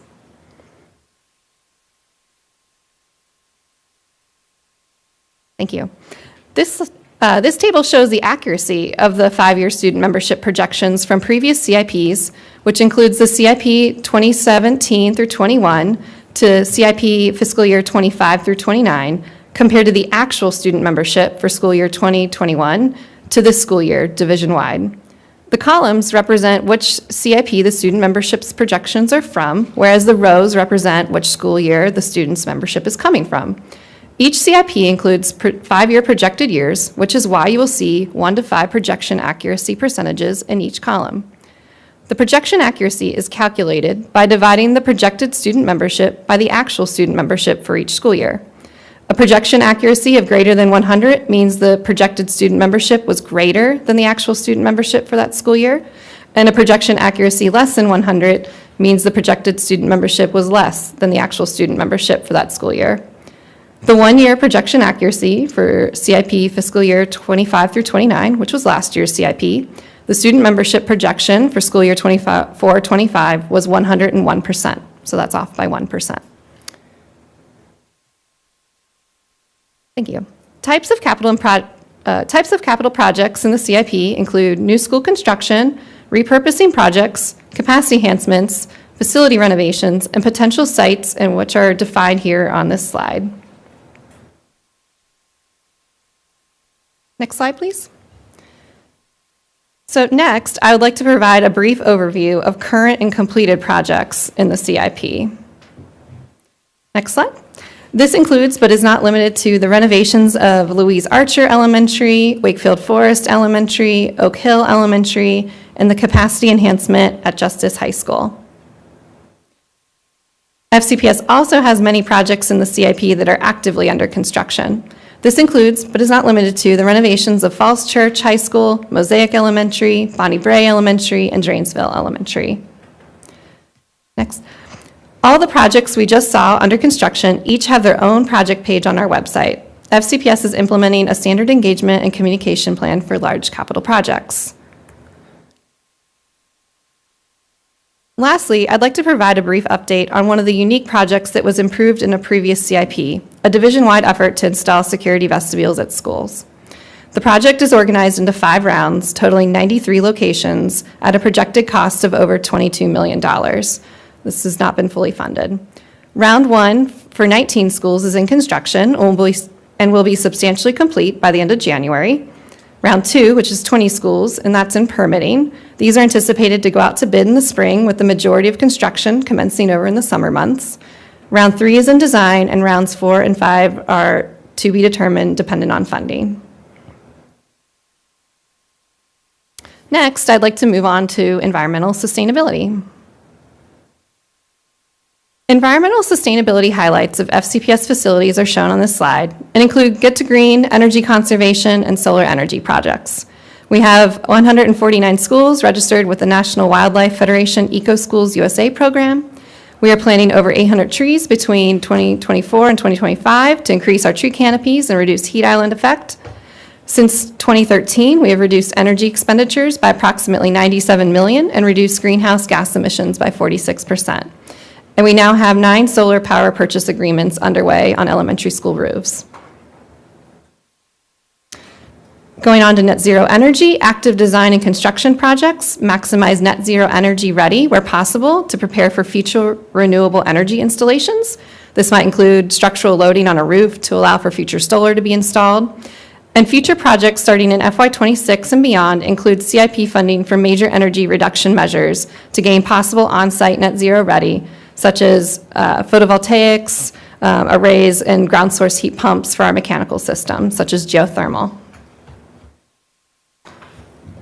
Thank you. Now, next I'd like to review capital project funding. So this slide shows an overview of facilities funding and their sources.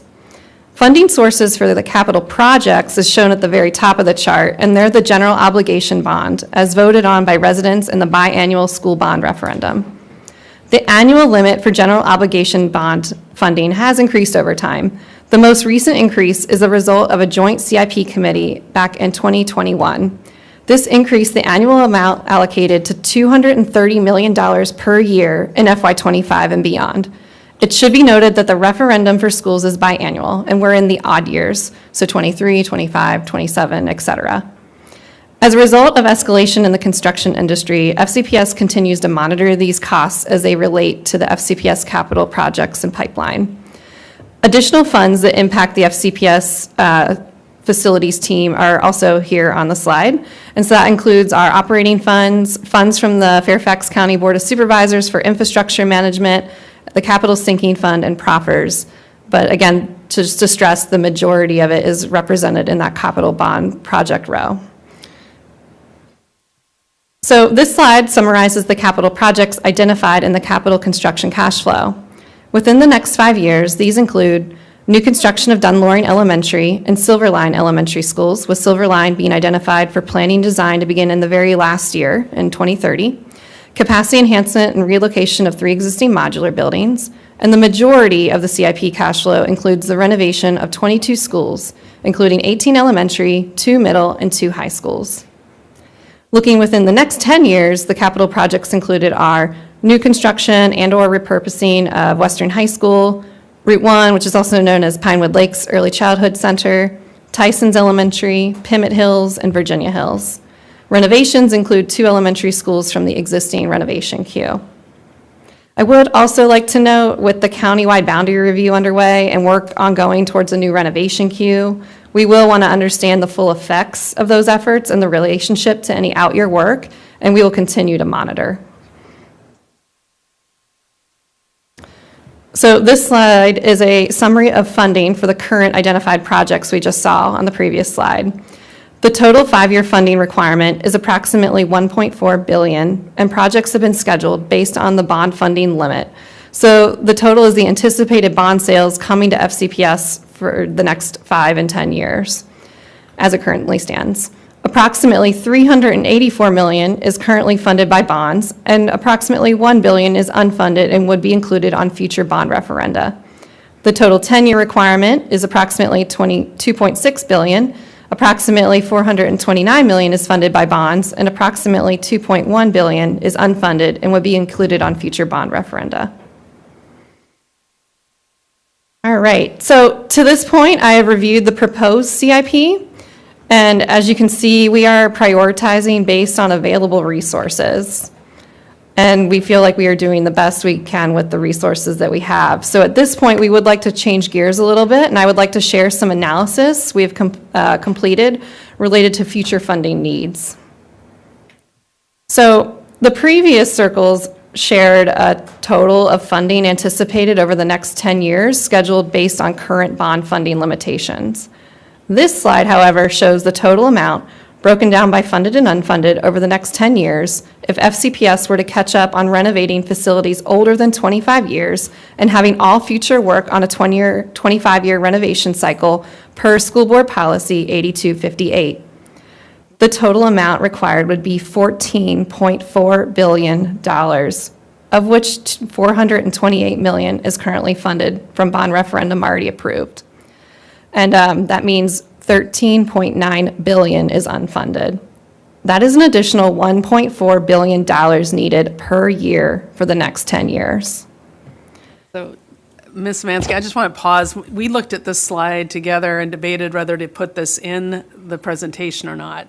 And I feel like the board and our community really need to understand this is what it would take to actually, because of cost escalation and deferring, to actually get back on simply a 25-year cycle.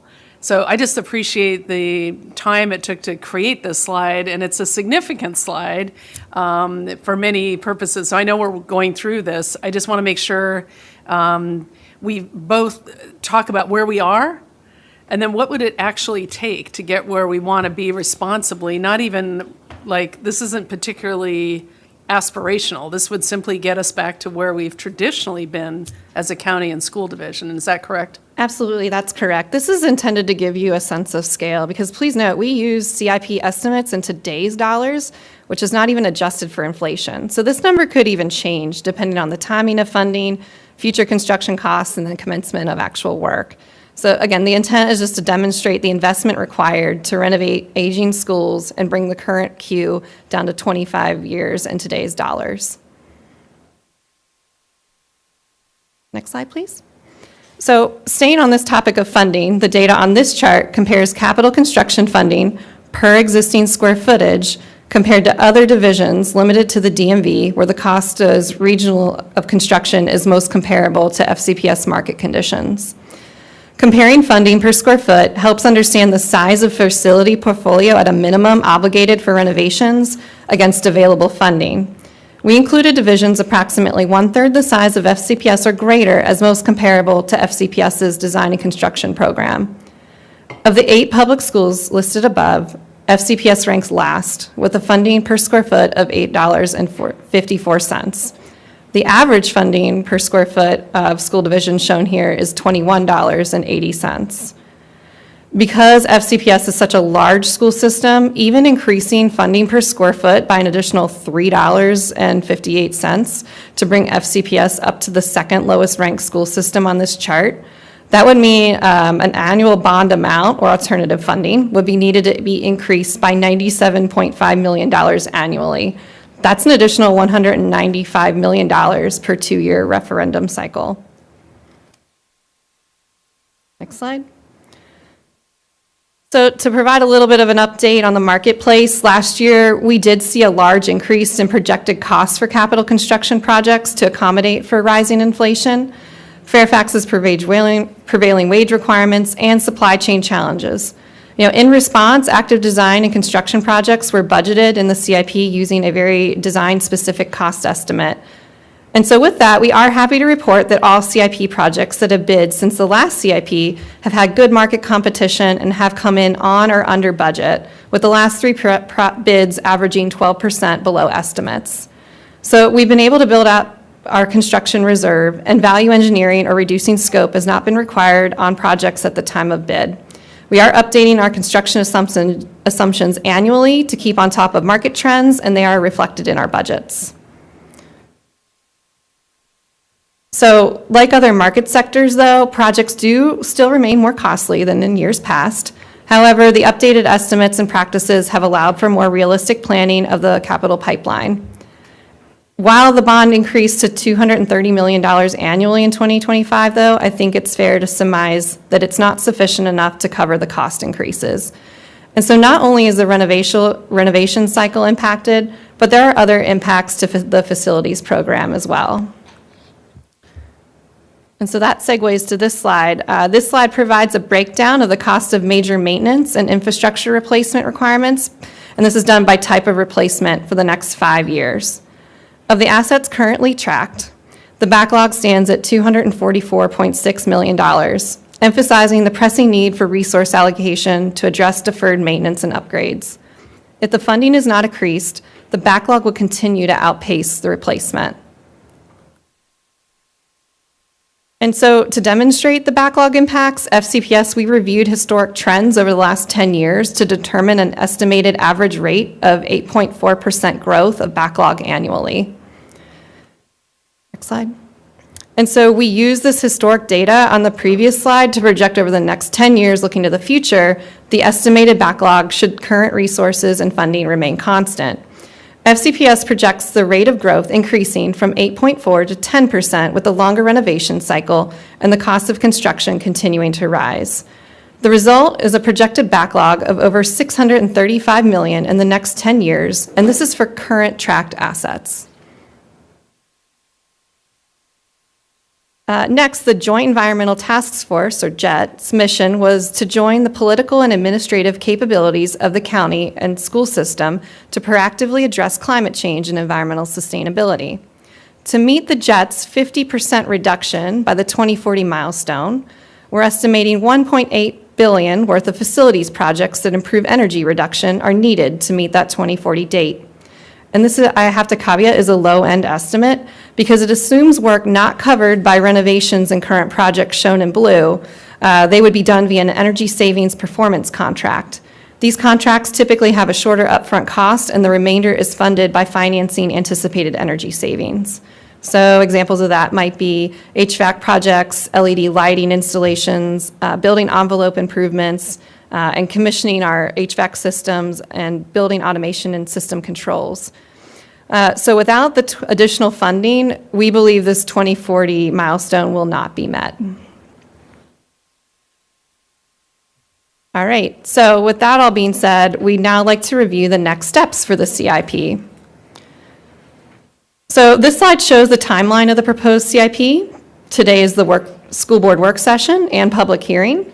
The school board is scheduled to take up action on the proposed CIP on February 6, 2025. And once adopted, FCPS staff will work with the county government staff to incorporate into their CIP for release on February 18th. Okay, and then lastly, we want to close on this. We want to acknowledge that in addition to the CIP, Facilities has many initiatives to present to the school board for discussion in the future. And so that's including but not limited to our facility condition assessment, the new renovation queue we're building, work on public-private partnerships, reduction of leasing expenses, potential new swing space opportunities, policy revisions and new procurement options, athletic capital replacement queue, student membership projections, development and review of proffers and student yield formulas, new environmental and sustainability initiatives, and even elevators. And so moving forward, I'd suggest that we work strategically in partnership to continue the discussion. We look forward to working with the school board on the best path forward for these important topics. And so with that today, we appreciate the board's support and advocacy for our work. Thank you for your time and attention, and I'm available for any questions. Thank you, Ms. Szymanski. So we are going to begin round one. May the fighting begin. So we have 3 minutes per initial intervention. So I see Dr. Anderson followed by Mr. Dunn.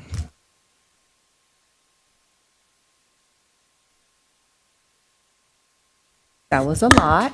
First of all, thank you. This is always a huge component. And I appreciate the level setting that both you and Ms. Marin did at the beginning of this session, which is to talk about how important this work is.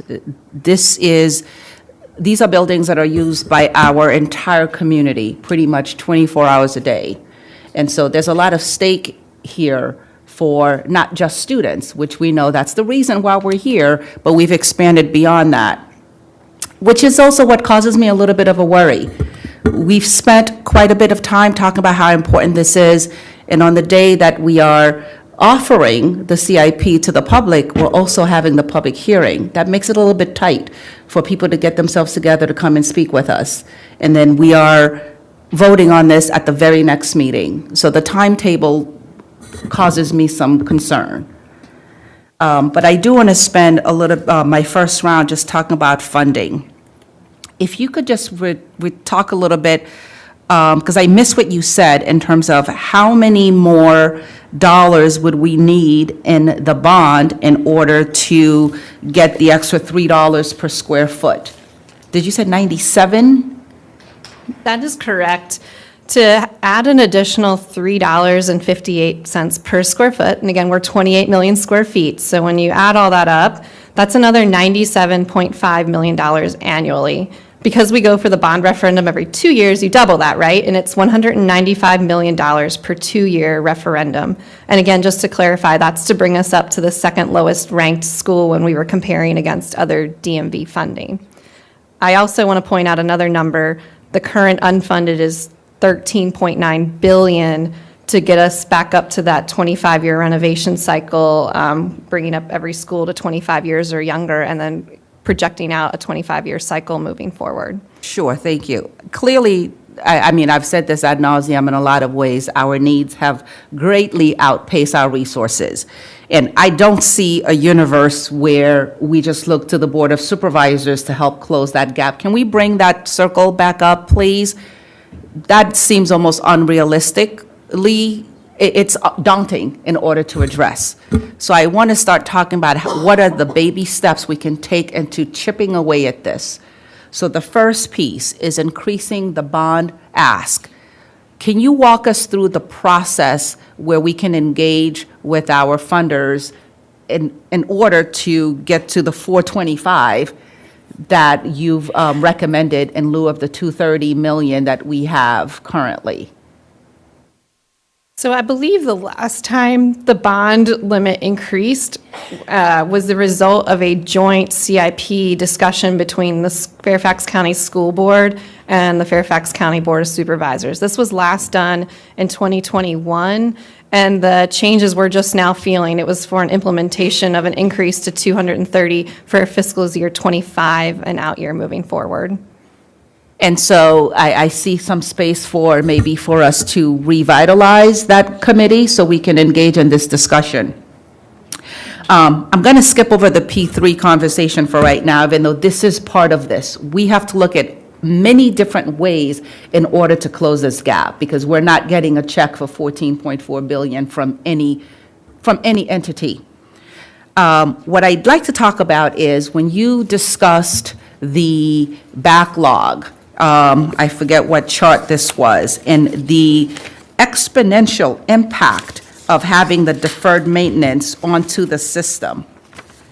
This is slide 30, thank you. Should we be considering using a year's bond just to handle the 244 million so that we prevent from further losses? Yeah, this question has come up a lot internally amongst staff. In fact, when we were developing the CIP proposed cash flow, we ran a scenario that said, what if we only had 80% of the funding and we dedicated another 20 of it to doing things like this, like infrastructure replacements? The result was just very, very, very dramatic for that renovation cycle. We're already over or almost doubled where we should be per school board policy. So while that is an option, we just have to remember there's very big and unintended consequences to doing that. I'll take a go back. That was my time. Okay, thank you. On to Mr. Dunn. Thank you. How does our asset portfolio of 200 buildings with a value of $8.7 billion compare to our peer school divisions in the DMV region and nationally? Yeah, I would probably direct ourselves back up to slide 27, please. So we did look at the funding other school divisions and the DMV got, and we compared it to how big their school sizes were. So then you could really see how much money they were receiving compared to how big they were in terms of how much stewardship of square footage they had, right? So we are definitely by far and large the biggest school system in terms of square footage. So you can't really actually see the total sizes here. It's more about that ratio. I think the next comparable is probably Montgomery County Public Schools. They're in the 20+ million square footage range. DC, Prince William, and Loudoun, they're all more in that third to half range. So I can definitely provide more, but we are by far and large the largest around here. Okay, what I was trying to understand is we have 200 school buildings, right? And is that the right number? Is that more than our peers, or is that on target? And it seems from the very small font, total schools at the bottom of each of those columns, it looks like we're about where we should be. In your opinion, should we be looking to consolidate or reduce the number of assets, merge schools together so we have a smaller number of buildings that we have to manage? Well, again, I think that's a bit of an apples and oranges comparison. We are geographically spread out. We have the highest enrollment of all of these divisions as well. So I think we would need to do further analysis to understand if that's the case. Again, for example, District of Columbia Public Schools, their schools are much more closely compacted. So if you were to consolidate a school, it wouldn't be that much of a geographic impact. So again, just a point to say, I think that would need further exploration before you just stack up these school divisions side by side. Should FCPS be looking to negotiate with developers, asset swaps, trading existing school sites for perhaps new schools that developers could build at different sites? So we might have schools in attractive locations for new housing or new condo buildings to be built, right? So is that something that you see in other school divisions and something that we should consider?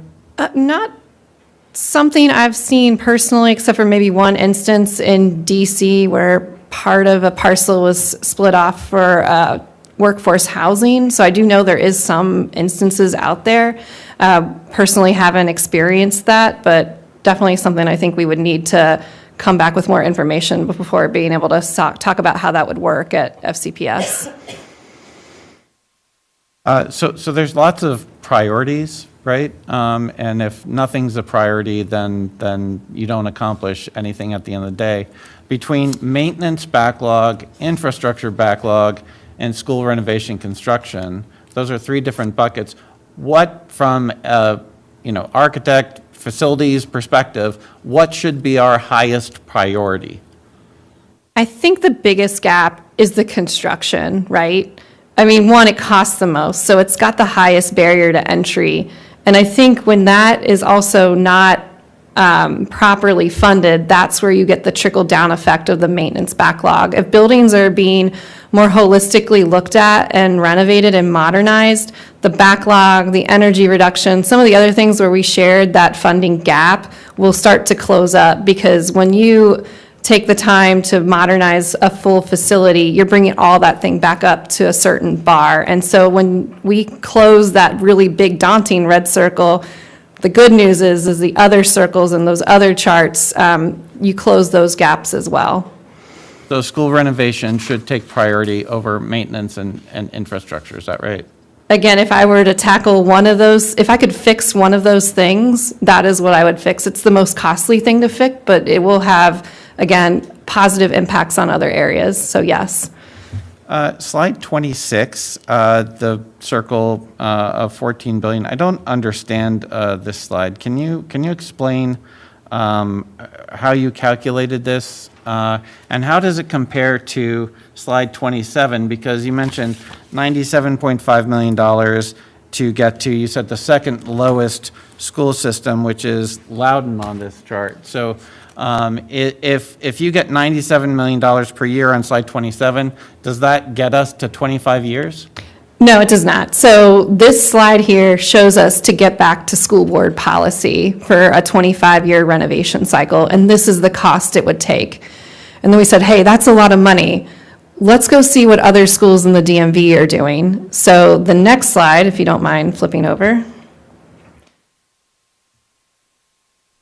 The next slide just does a comparison saying, hey, are these other school systems around experiencing the same thing? Are they receiving the same proportion of funding? And we can say the answer is no, they are receiving more comparative to how much they have to maintain and take care of. So we were just sort of playing out some scenarios to give you a sense of scale, to say, hey, even if we were to meet ourselves up to Howard County or Loudoun County, and get us up to where their proportion of funding is compared to their size, that is still another $195 million per bond referendum. So again, the whole point is just to demonstrate a sense of scale and a sense of resource needs, and not compared to our own school board policy and compared to what other school divisions are doing. sorry, just to clarify, $97 million gets us to $12.63, not all the way to $52.75? No, it only gets us to the second lowest chart on here, which is $12.12. Okay. Well, that's the lowest, the second, you keep saying second lowest, but that's Loudon at $12.63. Oh, I believe Howard County is $12.12. But, so you mean the lowest, not the second lowest? Well, we're the lowest. Oh, okay, fair point. Okay, so have you done a comparison of funding sources between these different school divisions and nationally? Because Maryland, it's state centrally funded as opposed to we get funded through bonds? Yeah, and so we tried our very, very best to do an apples-to-apples comparison. For the Virginia schools, we used the WABE numbers, and that was looking at purely bond, GO bond and PAYGO bond money, not operating. And then for the Maryland and DC schools, we tried again just to look at their capital funding, so we tried to extract out all the operating funds.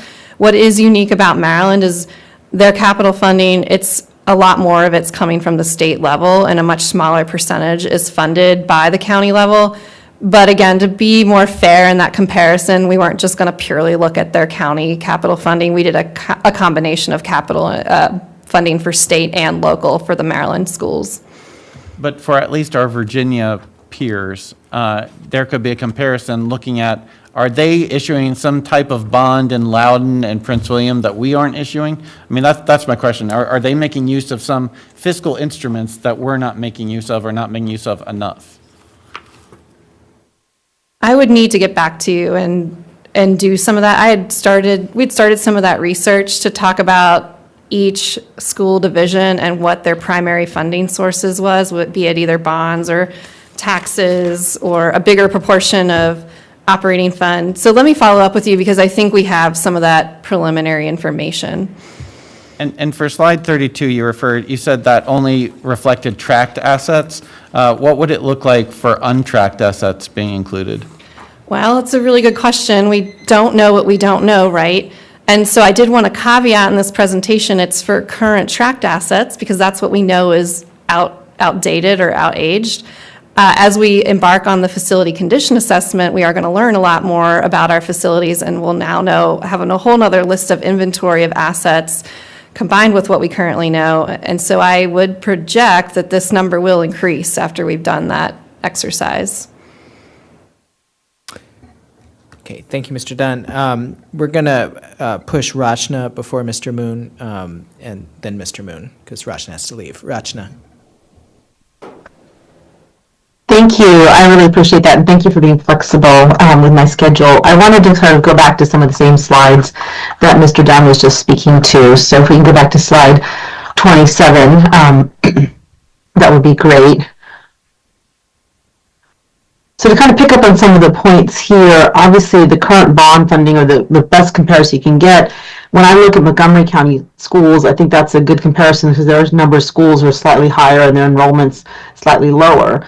But one of the things I think this really shows is, in some ways, why we have to do the boundary work we're doing, right? Because we don't have the funds to build our way out of some of our capacity issues. And I think that's, this is a real data-driven indicator of some of that work. But even with that, I think I heard someone say to me, well, if the enrollment's going down, why do we need funding for renovations? And part of that is because it's not a one-to-one for students in schools, right? There's a lot of common school spaces that need to be renovated regardless of whether the school is at 100% capacity or 90% or 110%. And there's also the impact of the community use. So Ms. Mansky, can you talk a little bit about, I don't know if you've been able to kind of quantify the impact of community use versus student use in the building in terms of wear and tear on the building? I mean, I think it's great that our schools are community resources, and I want them to be those sort of community centers and hubs, but I think it's important to sort of quantify the impact that has on our buildings. Sure, and I think you're right on, and that was actually one of the reasons we wanted to compare ourselves to other school divisions, because schools, as you know, have just thousands and thousands of occupants of all ages and uses throughout the day. So the wear and tear on those facilities might be greater than that of a different typology. So again, that's why we found it very important to compare ourselves to other school divisions, because they're dealing with the same maintenance needs, the same use and abuse, and the same use around the clock of their facilities. And so I do think that definitely needs to be considered when we think about the importance of making sure that these renovations are done at a timely clip. And that's why the majority of the CIP that we're seeing proposed focuses on those renovations as that key component. How much do you think, I think we've been looking this last year and had some great conversations about unique funding sources, or looking at being more creative around our renovations. Do we look at partial renovations instead of whole renovations? How much of those different things do you think can really impact? When I look at these numbers, right, I look, we're a little less than half of what Montgomery County is per square footage. And 2/3 of Loudoun, and significantly less than Prince William. Do you think there's a lot of space in looking at some of these things to get us from 42 to 25? Like, is that going to get from 42 to 35, right? Like, how much can that really get to us? And you may not have the answer, but I'm trying to figure out, how do we compensate for the difference in funding here? Yeah, it's a good question. I mean, I definitely subscribe to leave no stone unturned, so that's why we are continuously, looking at ways to maximize our funding. I think first it's important to do the best you can with the funding you have, and we hope that we've demonstrated that. I don't think there's an easy button where we're going to get a windfall and that red circle turns blue tomorrow, so we do need to continue working together on addressing it. For me, the first step is sharing this presentation with you guys to hope that you and the public can understand just a sense of scale, that, you're right. If we do something small to make a tweak and we get a little bit, we don't expect overnight all the problems to go away. This is going to be a long collaborative effort, but I think the first step is understanding what we have and what we need for the future to move forward. Yeah, and I think on that note, I wanted to also talk about slide 30 and 31 when we talk about sort of the infrastructure replacement, right? So not entire renovations, but major maintenance, athletics. We've heard a lot about athletic fields replacements. I know I took you out to Woodson to look at some of their athletic fields, and I really appreciate your team's hard work in addressing the situations. But I think we need to point out that the backlog of maintenance is just going to grow coming out of either my question for you, I guess I should ask, is when you look at current backlog, is this funding from bond funding, operation funds, both? Like, where are these numbers coming from? Or this just the total need? Like, how much of this, I guess, are we paying for out of bond versus operation funds right now? Currently none. So we had to make the tough decision to say, we only have the $230 million annually coming in. We need to divert as much of that as possible into our renovations to keep that cycle down as low as we possibly can, or the rate at growth of backlog is going to go way up. So right now, we are diverting most of that bond money towards renovations and all the major capital projects in the CIP. I mean, in order to renovate, you do need good amount of capital up front, so that's a barrier to entry, so that's why we need to divert and maintain those funds for those renovations. And then that does leave us in a challenging position where that $244 million has to come from somewhere else. So a lot of that's funded from our operating funds, and the year end from the county. And I just bring that up because some of these numbers are very concerning, right? HVAC, like we have to have functioning HVAC systems to have a comfortable learning environment. And if you're saying its current backlog is $139 million, that was, and in fiscal year 27, we only have almost $20 million, right? If I'm rounding up a little bit.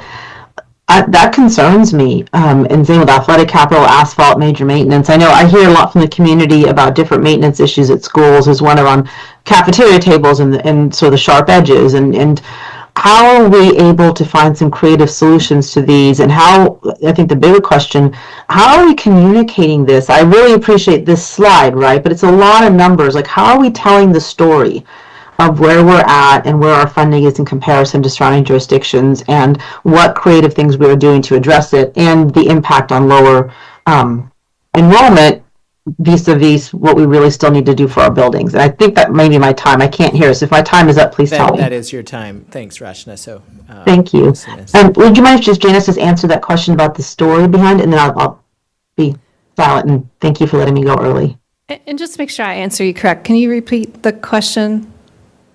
I just think we need to, and this may be Dr. Reed, put together all of these pieces to kind of answer the community's concerns, because I don't think there's a real good understanding. And numbers are great, but we need a story behind all of this.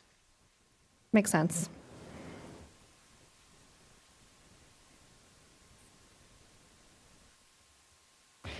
I think that's something we'll have to continue to look. Again, we just wanted to come and share the data that when we come saying, hey, sorry, these elevators are broken, or hey, you're frustrated, or community is rightfully frustrated that we're not able to get something done. We just want to show the true data and what we need and what's required to get there. So I agree. This to me is like a good starting point, and then being able to really articulate that in a meaningful story so people really understand what's going on and what's going to continue to go on if something doesn't change. Thank you. Thank you, Ms. Szymanski, Ms. Sizemore-Heiser. I think we're also looking at, Ms. Marin requested some very sort of clear slides for our presentation at the board meeting when we do the CIP presentation, which will look a little different than this in-depth presentation at a work session. So we are planning, I think, on those, if you will, storyboard ideas, because I think the more people understand, we all have a shared interest in making progress on this particular area. So thank you for that reminder. Thanks, Dr. Reed. We'll try to get through two more folks. So we have Mr. Moon followed by Ms. Lady. Thank you, Mr. McEwen. I have a lot of questions, but I am limited by my first 3 minutes.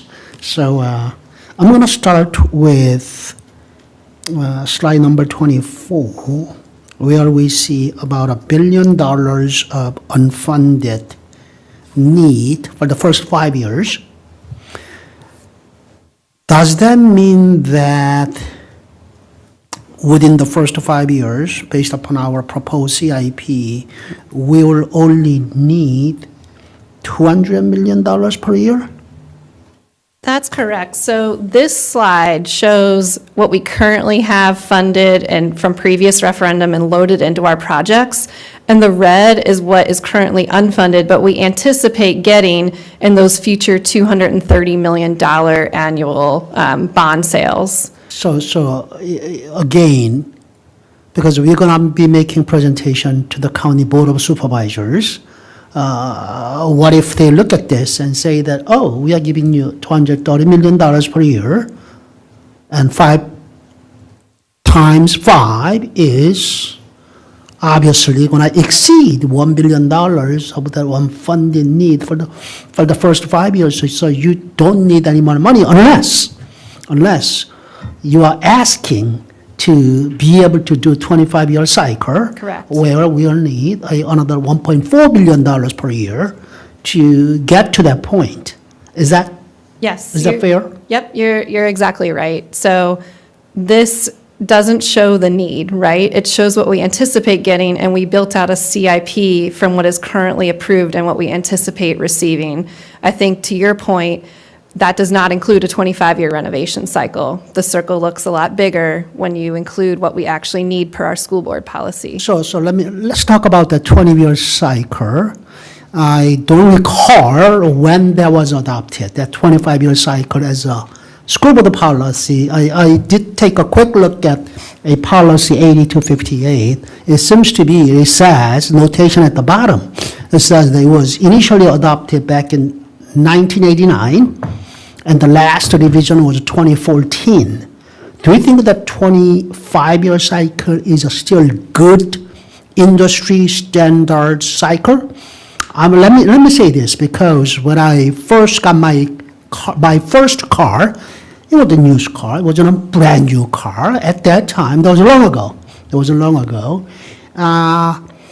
Being able to, drive a car more than 100,000 miles was unthinkable, because that was considered to be a lot of miles on a car, back then. Now, hey, driving for $200,000 is nothing unusual. So, is a 25-year cycle, if that was adopted long ago, 1980s, is that a still good number? I am trying to anticipate the questions that may come from Sure. supervisors and members in community who may be concerned about such a huge funding that we are saying that we need.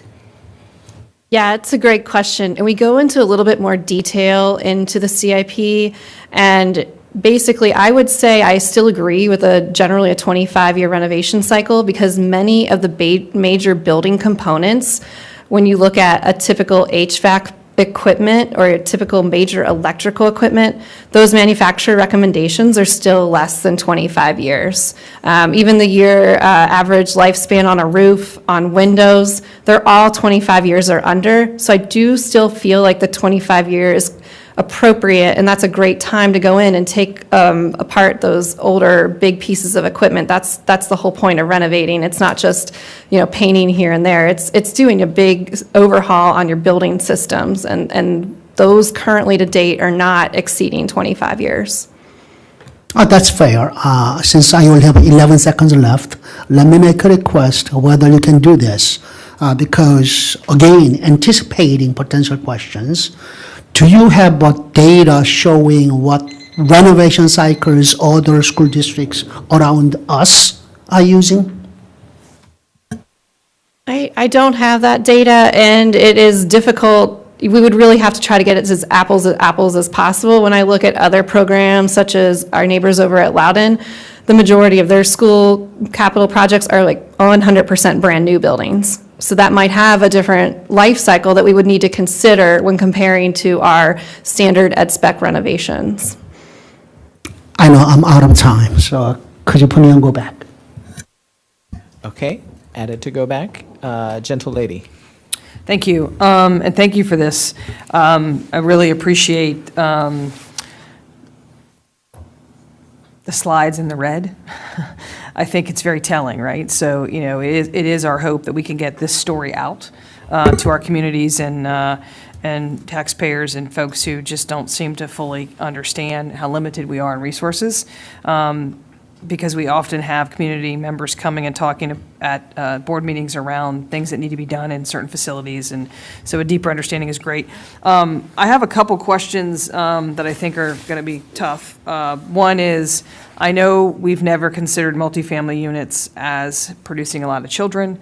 Obviously, I'm Drainsville, where Coates is situated, and we missed the mark. So I understand it predates you. I'm just asking, is that methodology going to be revisited? Are there lessons learned? Because as a Herndon resident, and also in Drainsville, not just in Herndon, other places, the cost of living here is insane.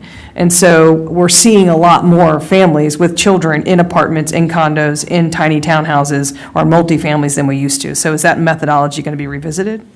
Yeah, and I think it's important just to keep on top of that student yield formula when we think about future developments, because you're right, maybe 30 years ago, the super luxury condo is now quite aged, and so there's different families moving into those same units, right? So I definitely think that's something I'd like to keep working, again, in those kind of next steps in partnership with the board, to make sure that, one, we're educating appropriately, and that we're able to demonstrate the things that we're doing to keep on top of that.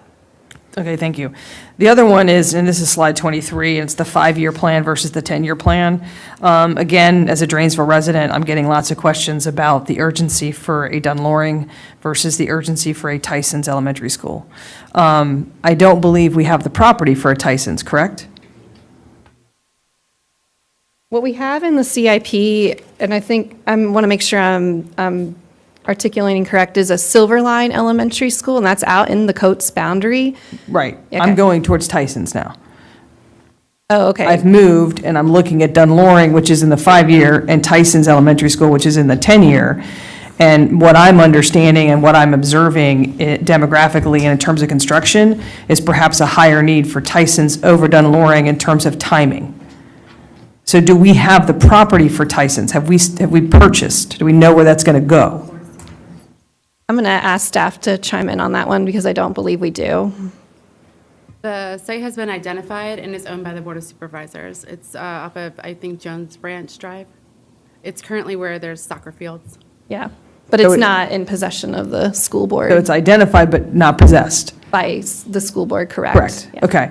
So I guess that's one of my questions, because I'm hearing that a lot, and we're adopting a 5-year, and maybe this is something for me for next steps, and again, I wasn't here, I'm coming into my second year, but it seems to me that needs to be looked at. I also would like a lot more transparency about Western High School. I can remember when I worked at Chantilly, I thought that was eminent. I thought it was, and I've been gone from that place now, I'm in my 18th year gone. And early in my tenure there, they were talking about it. So we don't have property for that. Our public needs to understand there is no property, nor do we think we have the money to purchase a site. Is that correct? That's correct. We do not have a site identified at this time. We have pushed that project out. It's in the 10-year, but it's not slated to start any planning until fiscal year 2032. And how many years has it been in the 10-year cycle?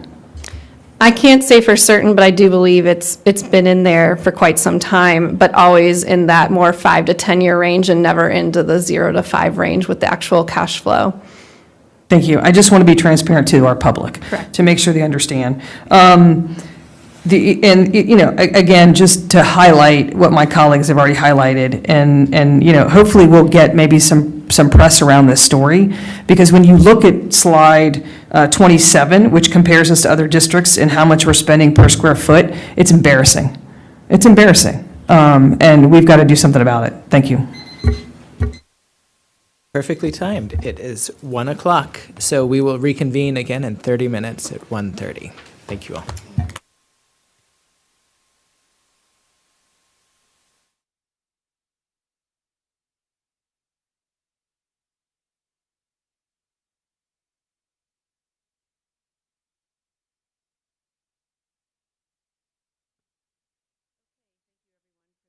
Minutes.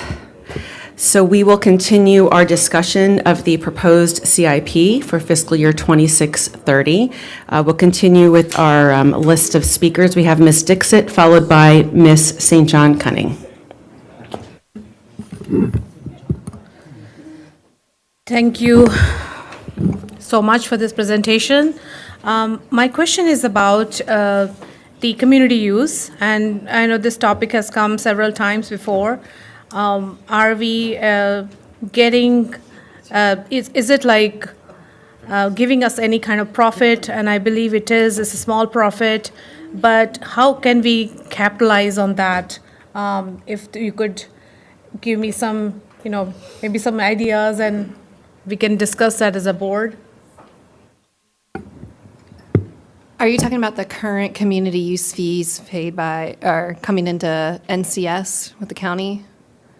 Yeah, so the overall, the revenue, I think we had shared in the past, that we do have some small amount coming in from that as a profit. That's correct. We do get a portion of the fees collected by Fairfax County.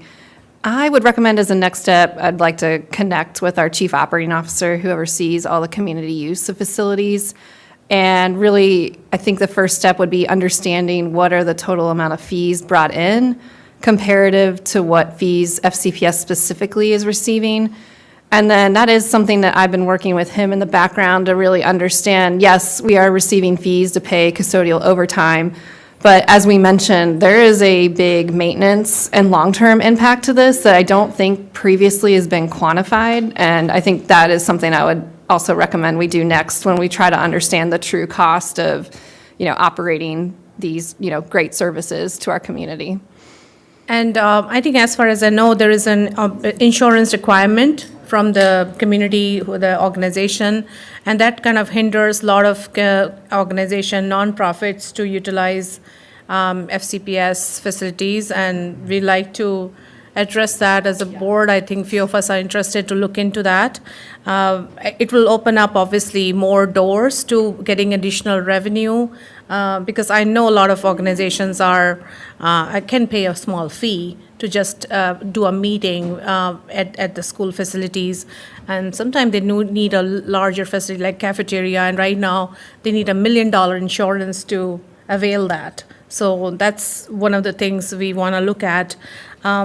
The other thing I wanted to ask about the facility maintenance piece of it, we all talked about the large cycle and the backlog, but have we ever done any sort of outsourcing, contracting to contractors for building maintenance? Do we do that at FCPS, and what's the percentage? I would say the percentage is primarily full-time employees at FCPS. Right now, we do contract out the more specialty services. A great example of that is the snow, because it's so unpredictable from year to year, and we don't have that level of equipment and all the additional like specialty equipment needed. That is something we contract out. We contract out other services such as elevators. Again, it's such a specific technical trade that we really need to rely on skilled vendors to assist us in that. But the primary HVAC, electric, plumbing, structural, that is primarily done in-house. We do have contracts on call when that maybe repair, whatnot, becomes beyond our means and measures of being able to handle it. We might bring it, we do have some on-call contracts to assist us as well. So that's one thing I want you to address, is that in federal government, most of the ground maintenance is outsourced. And there is a huge, like, basically people do the HVAC and plumbing, electrical work, ground maintenance. So that's all included in that contract given to a certain contractor. And then they perform the work. And I don't know the cost savings which comes to with that. That's something I would like to look at it as a. And the reason, one of the things I've heard in the last year I was on the audit committee, was that there was a lot of the turnover, or there was open vacant positions also at some level. And when we talk about reactive fixing of things, any shortage of manpower can add to the workflow, because now you have less employees to take care of that part. So I'm personally interested in looking into how we can see contracting methods can be used to procure some of those services, and if this was offset any cost. Thank you. Great, thanks, Seema. Next we have Marcia, followed by Kyle. So just to follow up on what my colleague just asked in terms of community use in the $1 million insurance policy, is there a differentiation in terms of when an HOA is using, say, the library or the cafeteria for a meeting versus when there's a big event where there might be, more risk in terms of what the insurance policy requirement would be? Because that has been brought up several times by community members, and how that is creating barriers for smaller nonprofits. Just to see if there is a differentiation in terms of why that insurance policy. Next, I'm going to move to when we're talking about population projections and student projections.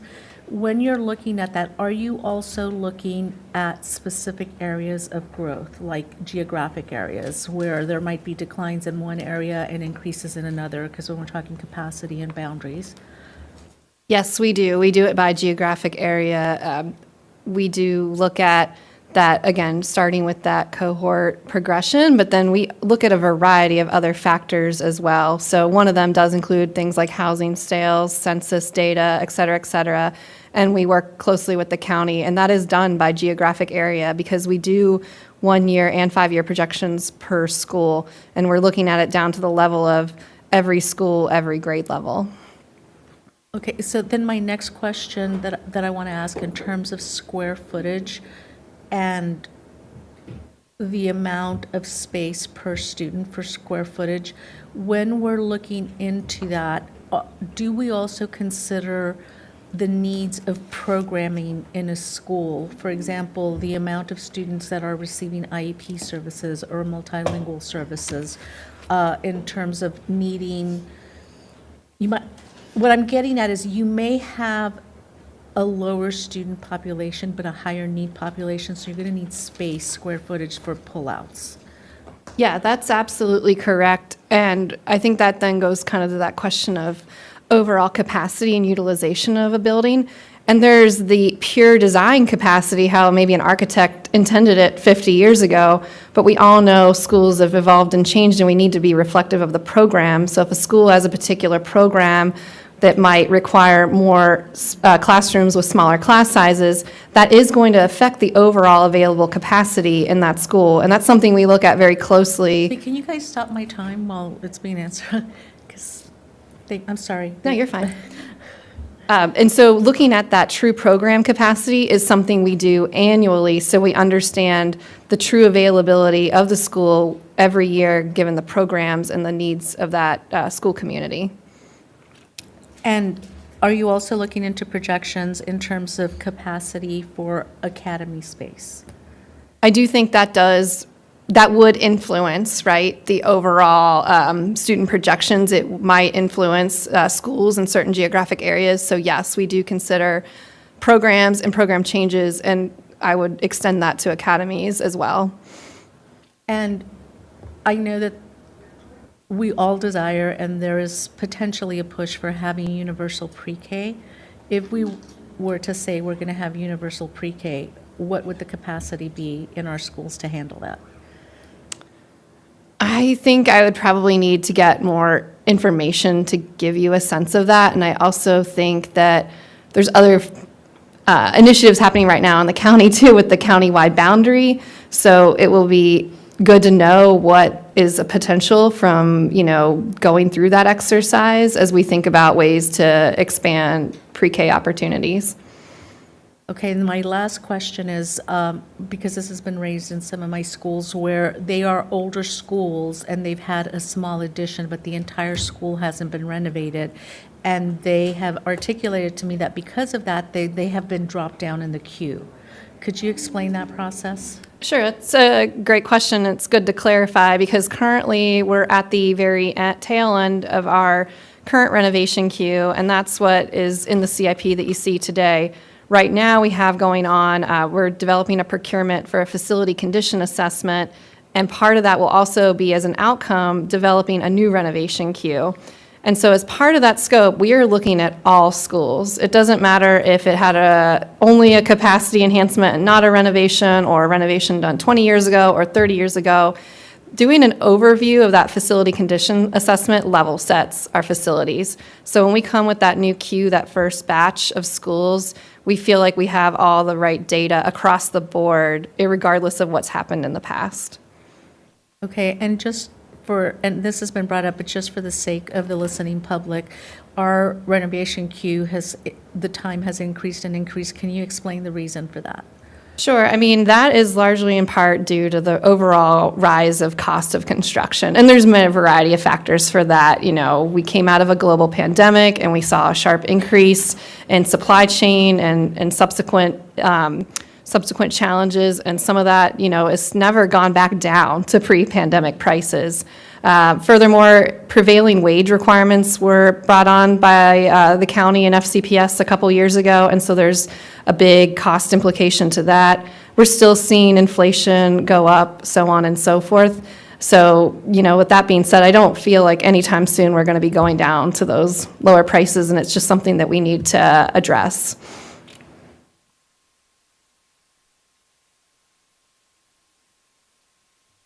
Okay, great. Thanks, Marcia. Next, Kyle. I want to go back to a point that Miss Lady brought up prior to us breaking for lunch. The Dunloring project. I want to clarify something. We do have a school site in Tysons. I know that our name is not on the deed, but that site is proffered. And I'm old enough to remember the Tysons comp plan discussions, and when this was done, it was very clear at the time, and the Board of Supervisors' expectation at the time was a school site in Tysons, a walkable school site in Tysons. And in our own document, we show it in our inventory list, and it's a 7-acre site. So I want to put that out there for the public. We do have a proffered land in Tysons for an elementary school. That was the expectation when this comp plan was done. That being said, dovetailing into Dunloring, correct me if I'm wrong, the point of the Dunloring project was to absorb capacity as a result of growth in the Tysons area. Correct. Correct. So if you look at the 4 schools that are around Dunloring right now, based on our numbers, they're showing a 1,027 seat deficit in the 29-30 school year.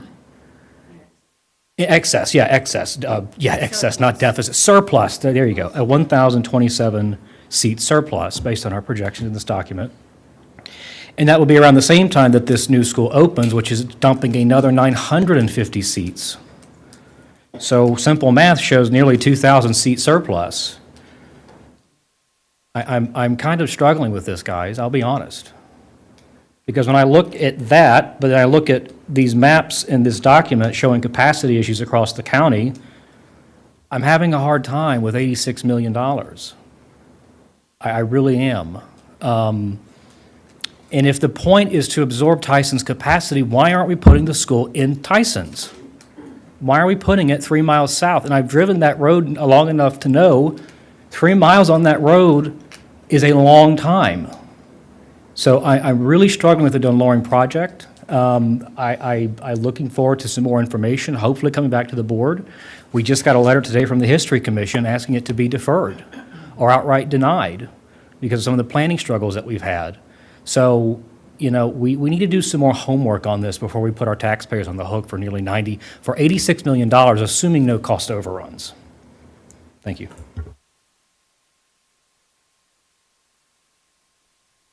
Okay, next, Melanie?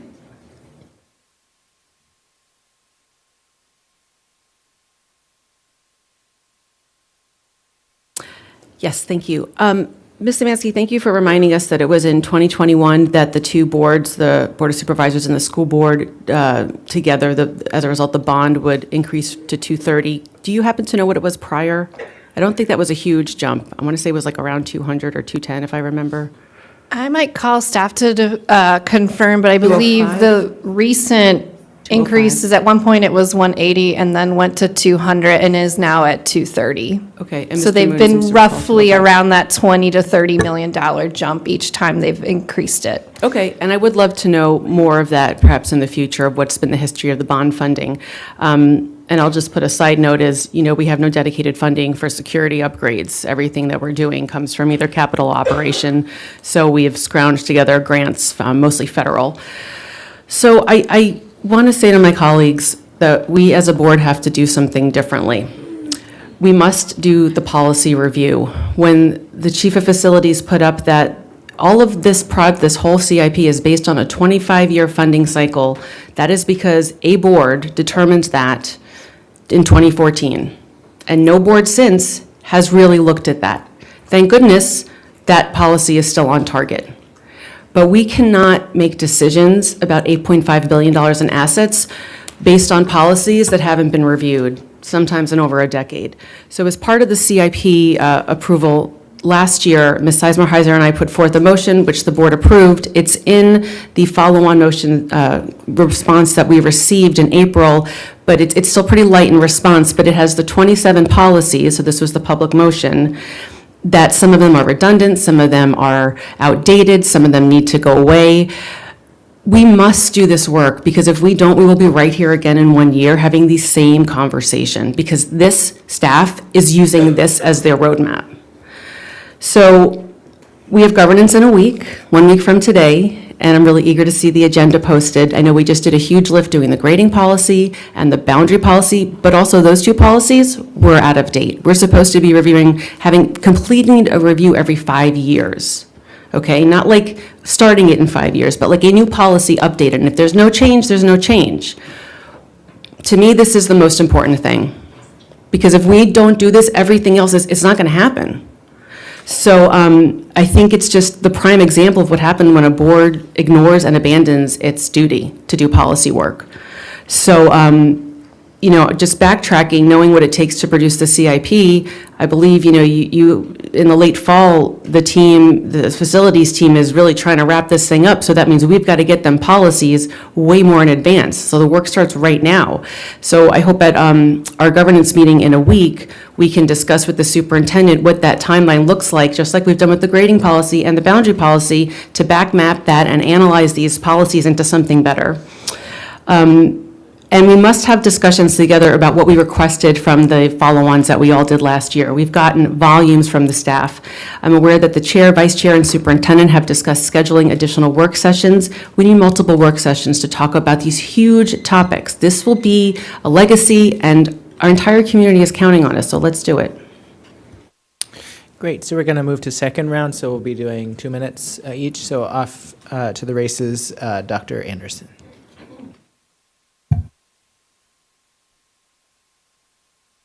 Thank you. May I ask that we continue with 3 minutes because we still have 2.5 hours on the schedule.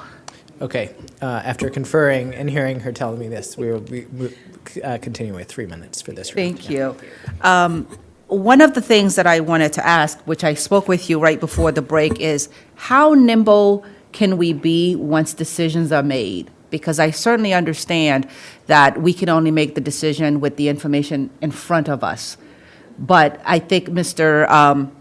McDaniel really underscored what we were talking about, which is there are future concerns that are surrounding the Dunn-Loring project, that it's set up to address future concerns.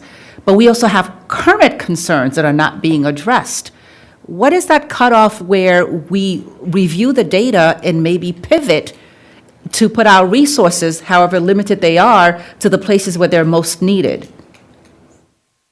Yeah, so I guess taking Dunn-Loring aside and just thinking more generally about your question, I will say it probably depends, right? Depends on the situation. I do think the benefit of our current work plan is that we are updating and adopting a new CIP every year. And we are being very good at being proactive of looking and taking in new information from our projections, right? We do our projections every year. So as something that we've kept our finger on the pulse on a development becomes active, then we have the time and the ability to put it in that new updated projection set, and the new projection set continuously is updated and taking in new data.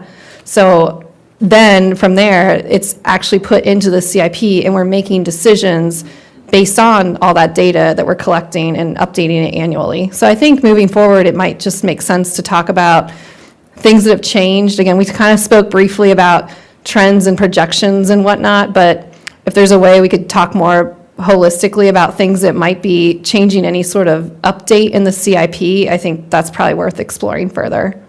I'm definitely encouraged, and I want to have that conversation, but similarly to what was shared, I find it difficult to explain to the public that we are going to add, as was described, 900 seats in an area where there's already a surplus. I can't explain that to anybody in the Mason District because we're bursting at the seams. Getting a little bit more specific into the student enrollment part of the CIP, on Table 5, which I guess begins page 53, somewhere there, I'm sorry, page 51, actually, Table 1, that shows Coates Elementary's numbers for this year and in the out years. Coates does not have modulars or temporary classrooms? Coates does have multiple temporary trailers out on their site right now. It's not here without it. Can you just kind of help me understand Table 1? That's on page 51 of the full document. Sure. So right now, the first set, that capacity utilization, we're currently sitting at a 137% deficit. Now that, I believe, does include modulars, but does not include trailers. And I'm asking, make sure I'm not misstating that. Okay, that's correct. And with the projected growth in this specific area, we are seeing by 2029-2030 school year that overutilization to be at 163%. And again, just a caveat, that does consider modulars. We consider them a more permanent type structure with a foundation, et cetera. It does not consider temporary capacity trailers. Are we missing data in the last two, which is without modulars? I don't think it's applicable in the case of Coates, because Coates does currently not have any modulars. If it did, we would show an even higher overutilization. So it does not have modulars? Correct. It does have trailers? It has many trailers. Okay. It does not have modulars. So how does a school qualify to receive a modular? I think that's something that my team works closely with. At the beginning of the year, we look at the projections that come through. We work closely with ISD and DSS on identifying program needs. And then honestly, we look to see what kind of resources we have available with the current modular systems that we have to deploy those to the areas of greatest need.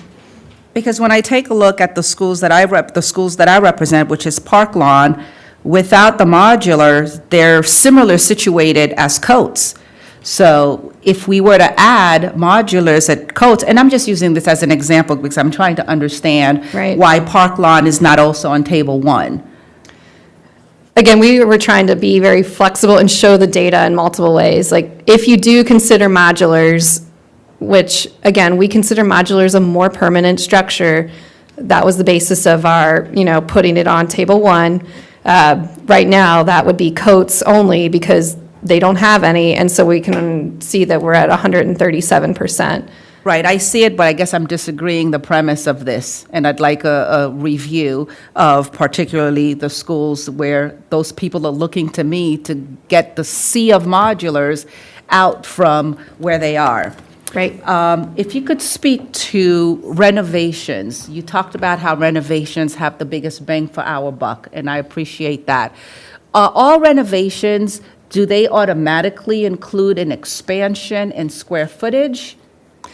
That's a good question. It depends. It depends on the size of the existing building. We do try to, again, be very cost efficient with our building. So when you are renovating, it does make sense, if you're going to expand, do it at the time of renovation. Additionally, a lot of times you rely on the expansions because it's a phased occupied renovation. So sometimes you would build some of that additional expansion and then the kids would go there as you back renovate the area. So typically we do try to accommodate for that long-term growth when we are renovating. And I think it makes a lot of sense, especially if you use it in conjunction with boundary to best align where your capacity is. And is that... That does answer it does answer my question, but it raises this question for me. When I look at the future projects that are going to be renovated and potentially expanded, 1, 2, 4 of them, I believe, already are in the surplus category. So I wonder, is that the best and the most strategic use of our limited resources to expand schools that in the out years already show that they're in the surplus? Right. I would agree with you. And maybe when we say expansion, it doesn't mean maxing out to that policy of 1,000 plus kids, right? It might be just putting in a little bit of growth. And that's something we do look at when we develop the space and program for every renovation school. So they're not always the same, built out to the same amount. Go back, please. Okay, thank you, Mr. Moon, followed by Mr. Dunn. Thank you, Mr. McKelvin. Probably this question goes along with questions related to downloading, constructing, changing the building to a school building at the downloading site. If we are projecting overall enrollment decline, and at the same time we are presenting to the public that we will be building 2 elementary schools. How do we explain that? Because there is just overall a capacity deficit, whether it's just a pure capacity or program capacity, we still need 2 more school buildings? Correct. I think right now you'll see that when you look at our maps across the board, there's areas that are underutilized and overutilized. And while there's an overall short decline, that's across the county, right? So there's other pockets where we still are experiencing growth in specific geographic locations. So I would argue that.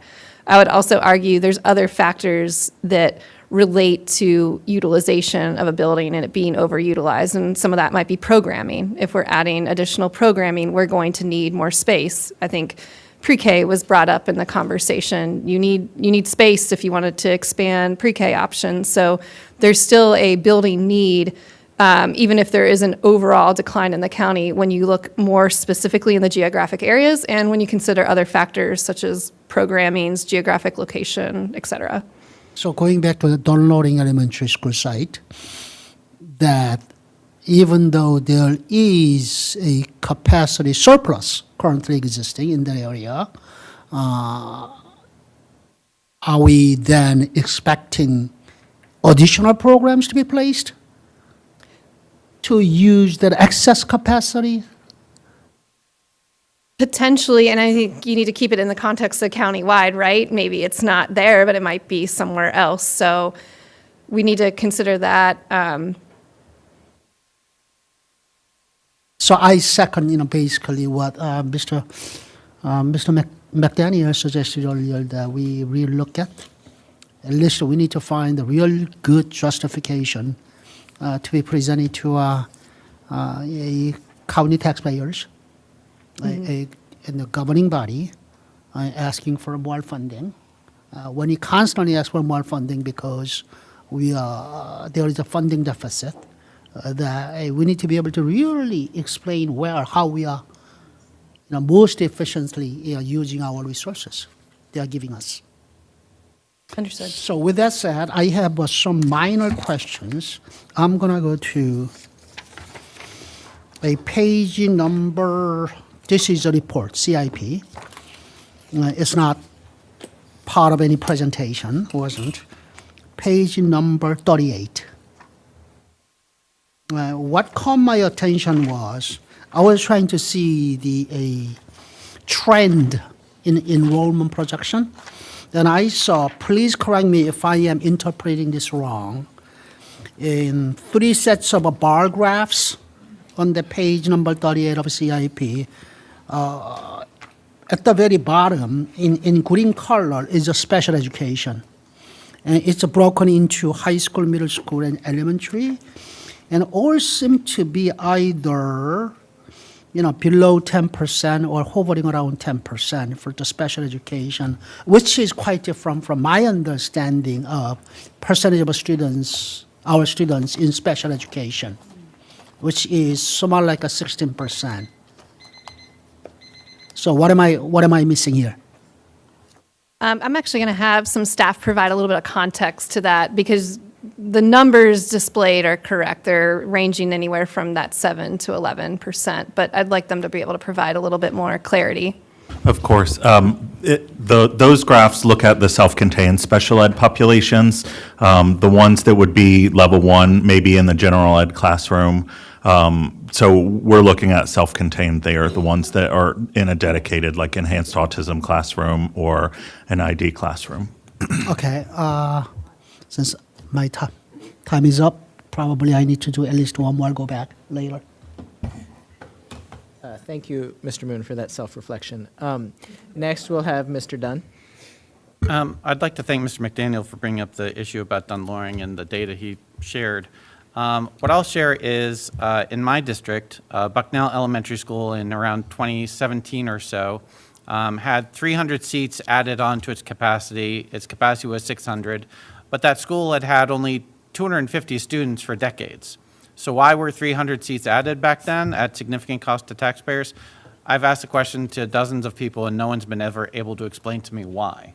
And adding to this, and there's another project in my area, a pre-K center, that I don't think is necessary or could be repurposed for another thing. I think it would behoove this school board to not assume that everything that's currently in the queue should remain in the queue. And I think we should start with the superintendent, Dr. Reed, taking a thorough scrub of what's in the queue right now where we have not bid out anything, or even if we've bid out only design, should we actually go forward with that? Do the same analysis that Mr. McDaniel did, and he's a school board member, doesn't have the whole facility staff, and look at the surrounding schools and say, is there capacity at those surrounding schools, and should this project go forward? And do it in a fairly ruthless way, because we don't have the dollars we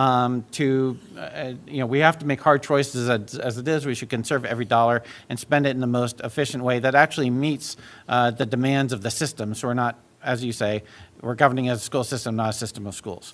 I wanted to ask what expectation you would have that right now we're in the midst of a school boundary review. That will involve a lot of changes, right? What effect do you think it will have so that we are having perhaps a completely different conversation next year? Yeah, like I said, we do this process every year. So this time next year, we potentially could have more data, right? So my guidance would be is we use the current data that we have to date to make the decisions that are best suited with the resources we have in this CIP. And then, again, I agree, we would continue the conversation, see what has changed. I think the boundaries will have some sort of impact to this work. And then we're going to make some recommendations on what should change as a result of that. And given scarce dollars, we have facilities condition assessment, which really should be the foundation of determining which schools get renovated and in what order and perhaps at what scale, partial, full, et cetera. When do you expect that work to be done? Yes, and I had a background slide, if someone could bring that up with a timeline.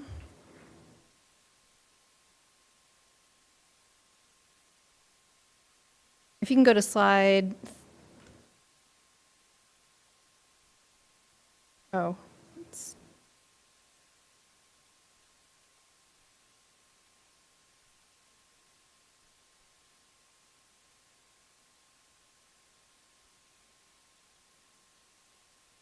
No, it's the facility condition assessment in the back, 42. Thank you. Because we have so many initiatives, we didn't want to build out a full slide for the sake of this presentation, but we did include a brief slide in the background information because the facility condition assessment, to your point, is very, very tied to the CIP work. So currently, we're in phase 1 right now. This is the proposal and procurement. Facilities team has been drafting and completing that scope of work built out to the budget that we have for this endeavor. It's now with procurement services, and then we'll move on to phase 2, which is, bringing a vendor on board. And just as a reminder, this is going to be to do the facility condition assessment and have that same vendor, to your point, develop that framework for creating the queue, and then as an outcome, create the queue itself. So it will really depend on when we can bring the vendor on board, but our anticipation is that at that 9-month period after we bring them on, that we'll have a lot of the data collected, and then we can then take another month or two to about that 1-year point to actually create that new renovation queue. We'll be, again, spending kind of in parallel path, assessing the facilities, thinking about the ways to weight that factors and other things to consider, and then generate it. My goal is for that to then time up with enough heads up that it could influence not next year's CIP, but potentially the following.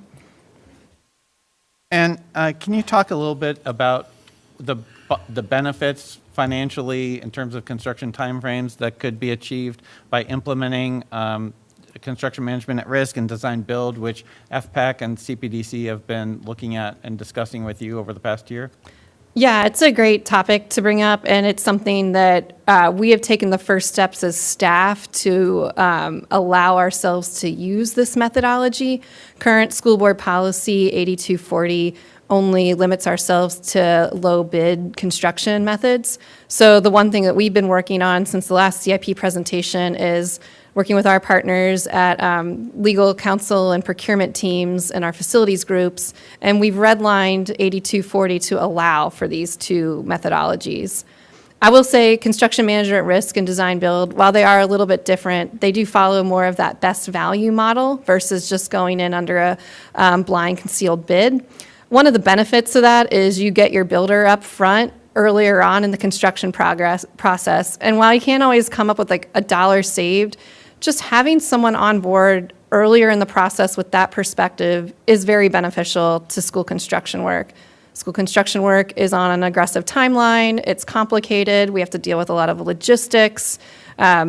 So just really having that builder to help with the constructability reviews, to make sure that the designs are meeting current budgets, it's really invaluable information.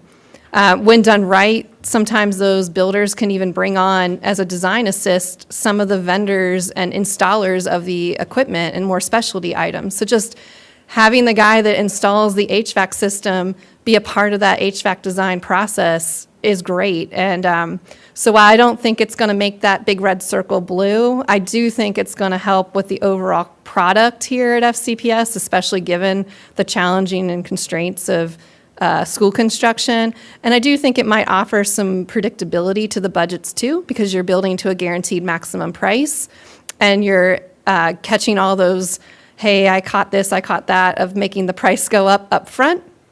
And so the cost of the construction is still going to be roughly the cost, but I think it might be better for that planning of the budget. So bottom line, if the school board adopts the red line to 8240, we could adopt these new construction methodologies, construction management methodologies, which could speed construction and perhaps reduce cost? Potentially, yes. It's not, we had a lot of conversations with vendors in the DMV. When you have a project that's already very far down design, you don't get that benefit of having them up front. So we want to pick the right projects more in that moving forward versus the projects you might see go out to bid as early as next month for some renovation projects we have.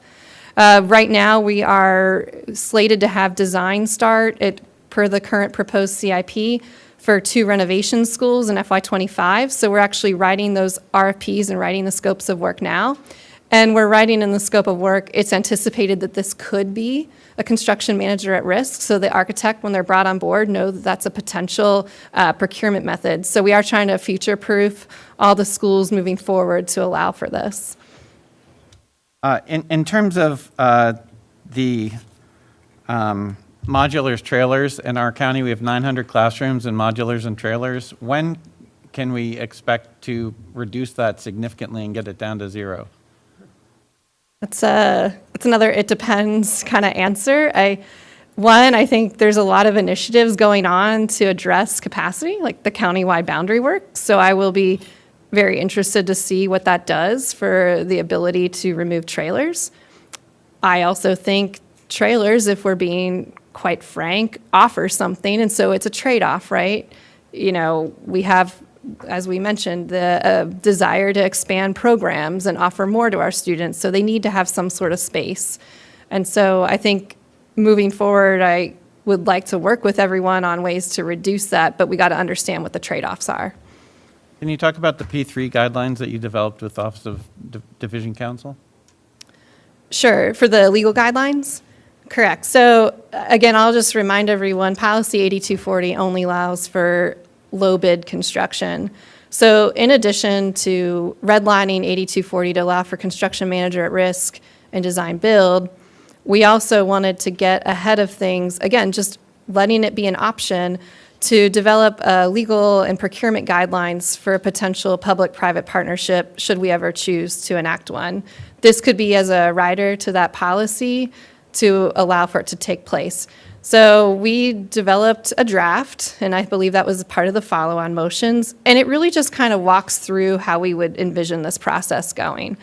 We talked about the different ways we could solicit for a P3 vendor, or unsolicited vendors could bring forth ideas to us, and how we would engage the board, how we would engage the public, and how we could set up the criteria for moving that forward. Has FCPS looked at innovative construction technologies such as 3D printing or modular construction, not modulars in terms of trailers, but modular in terms of assembling buildings like Legos, where the Legos are built in a factory? Yeah, it's a good question. I think everyone's favorite projects, the stadium restrooms, is a good example. That's actually a prefabricated unit. And while it was good in that we learned a lot in working with the county, I think there was some frustration on the time it took to get to the point where we could get underway with construction. And a lot of that was because of the prefabricated nature. And so that's been good for us on that smaller scale to understand how we would permit it, how we would get an architect to sign off on it. And what we're seeing now is they're in fabrication, and we're going to be able to build them at a fairly rapid pace. The only other example I can think of and share, it's a project not really discussed much, it's not on the CIP, is we had our grounds and operations center partially burned down in a fire. So we had the insurance money to rebuild part of the facility. That's the Woodson complex. And so we're actually doing a prefabricated model there as well. So it's under construction right now. It's slated to open this summer. And it's been really amazing. We built the foundations and did that last summer and over the fall, and you just saw the building kind of pop up overnight. So once that building's open, I think we're going to do kind of a debrief on that one as well, just to understand, because that's a little bit larger of a scale than just the restroom. Not a full school, but on a much bigger building type.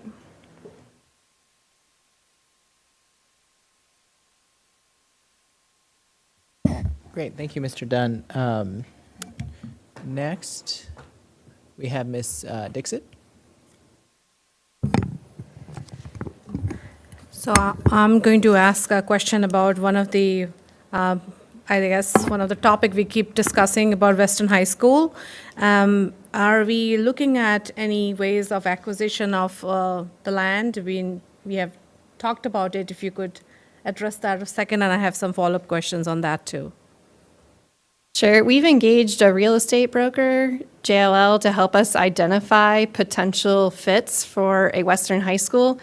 Again, without knowing the exact criteria and need and size, it's a little bit kind of like shots in the dark, but we are continuously meeting with them to say, hey, what are potentials?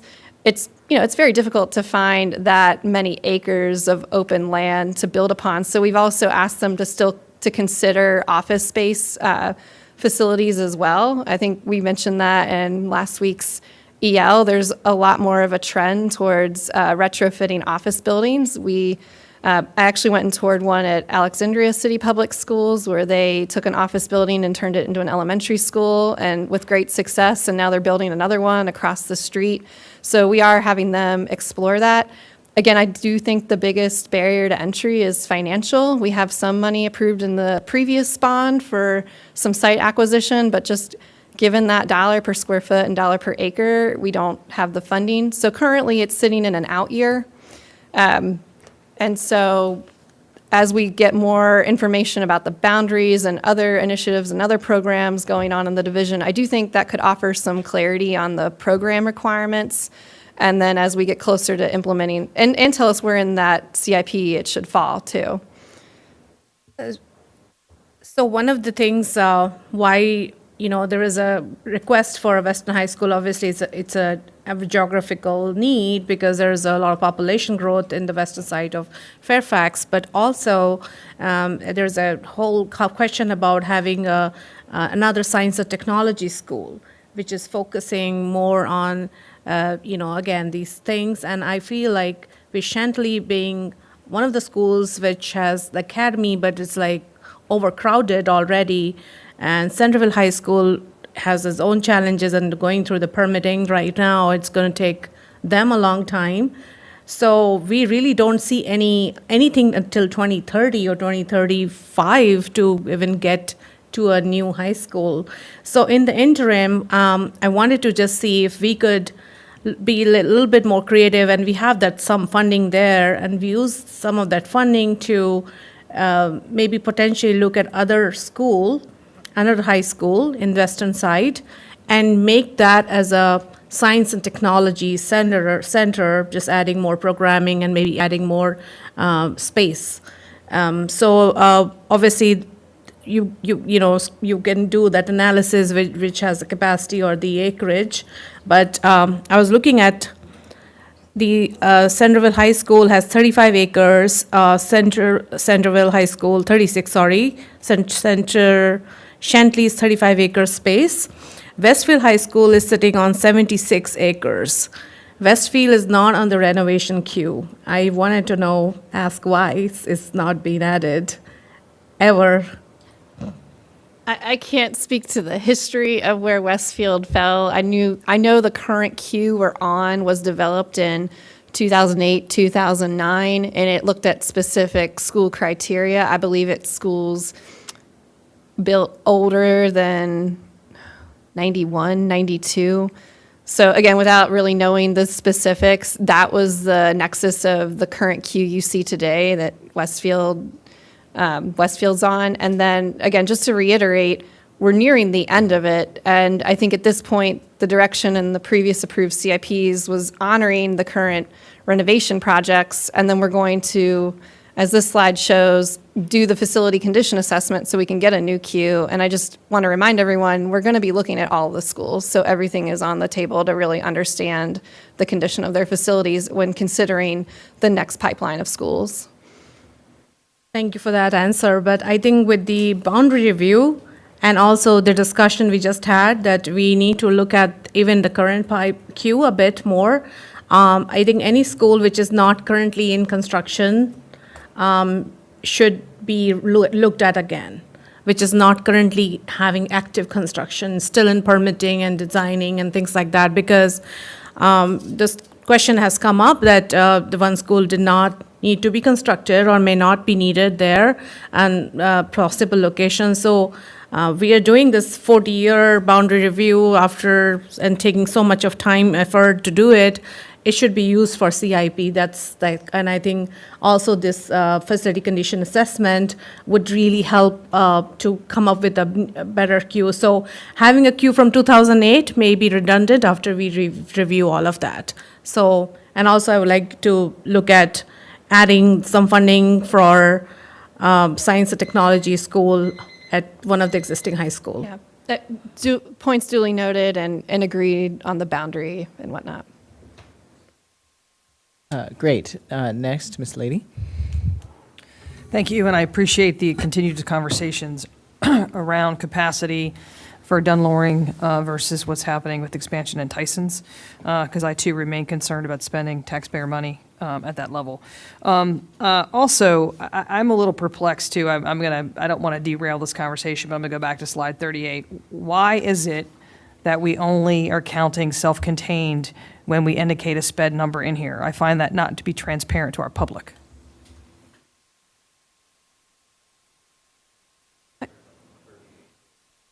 Page 38.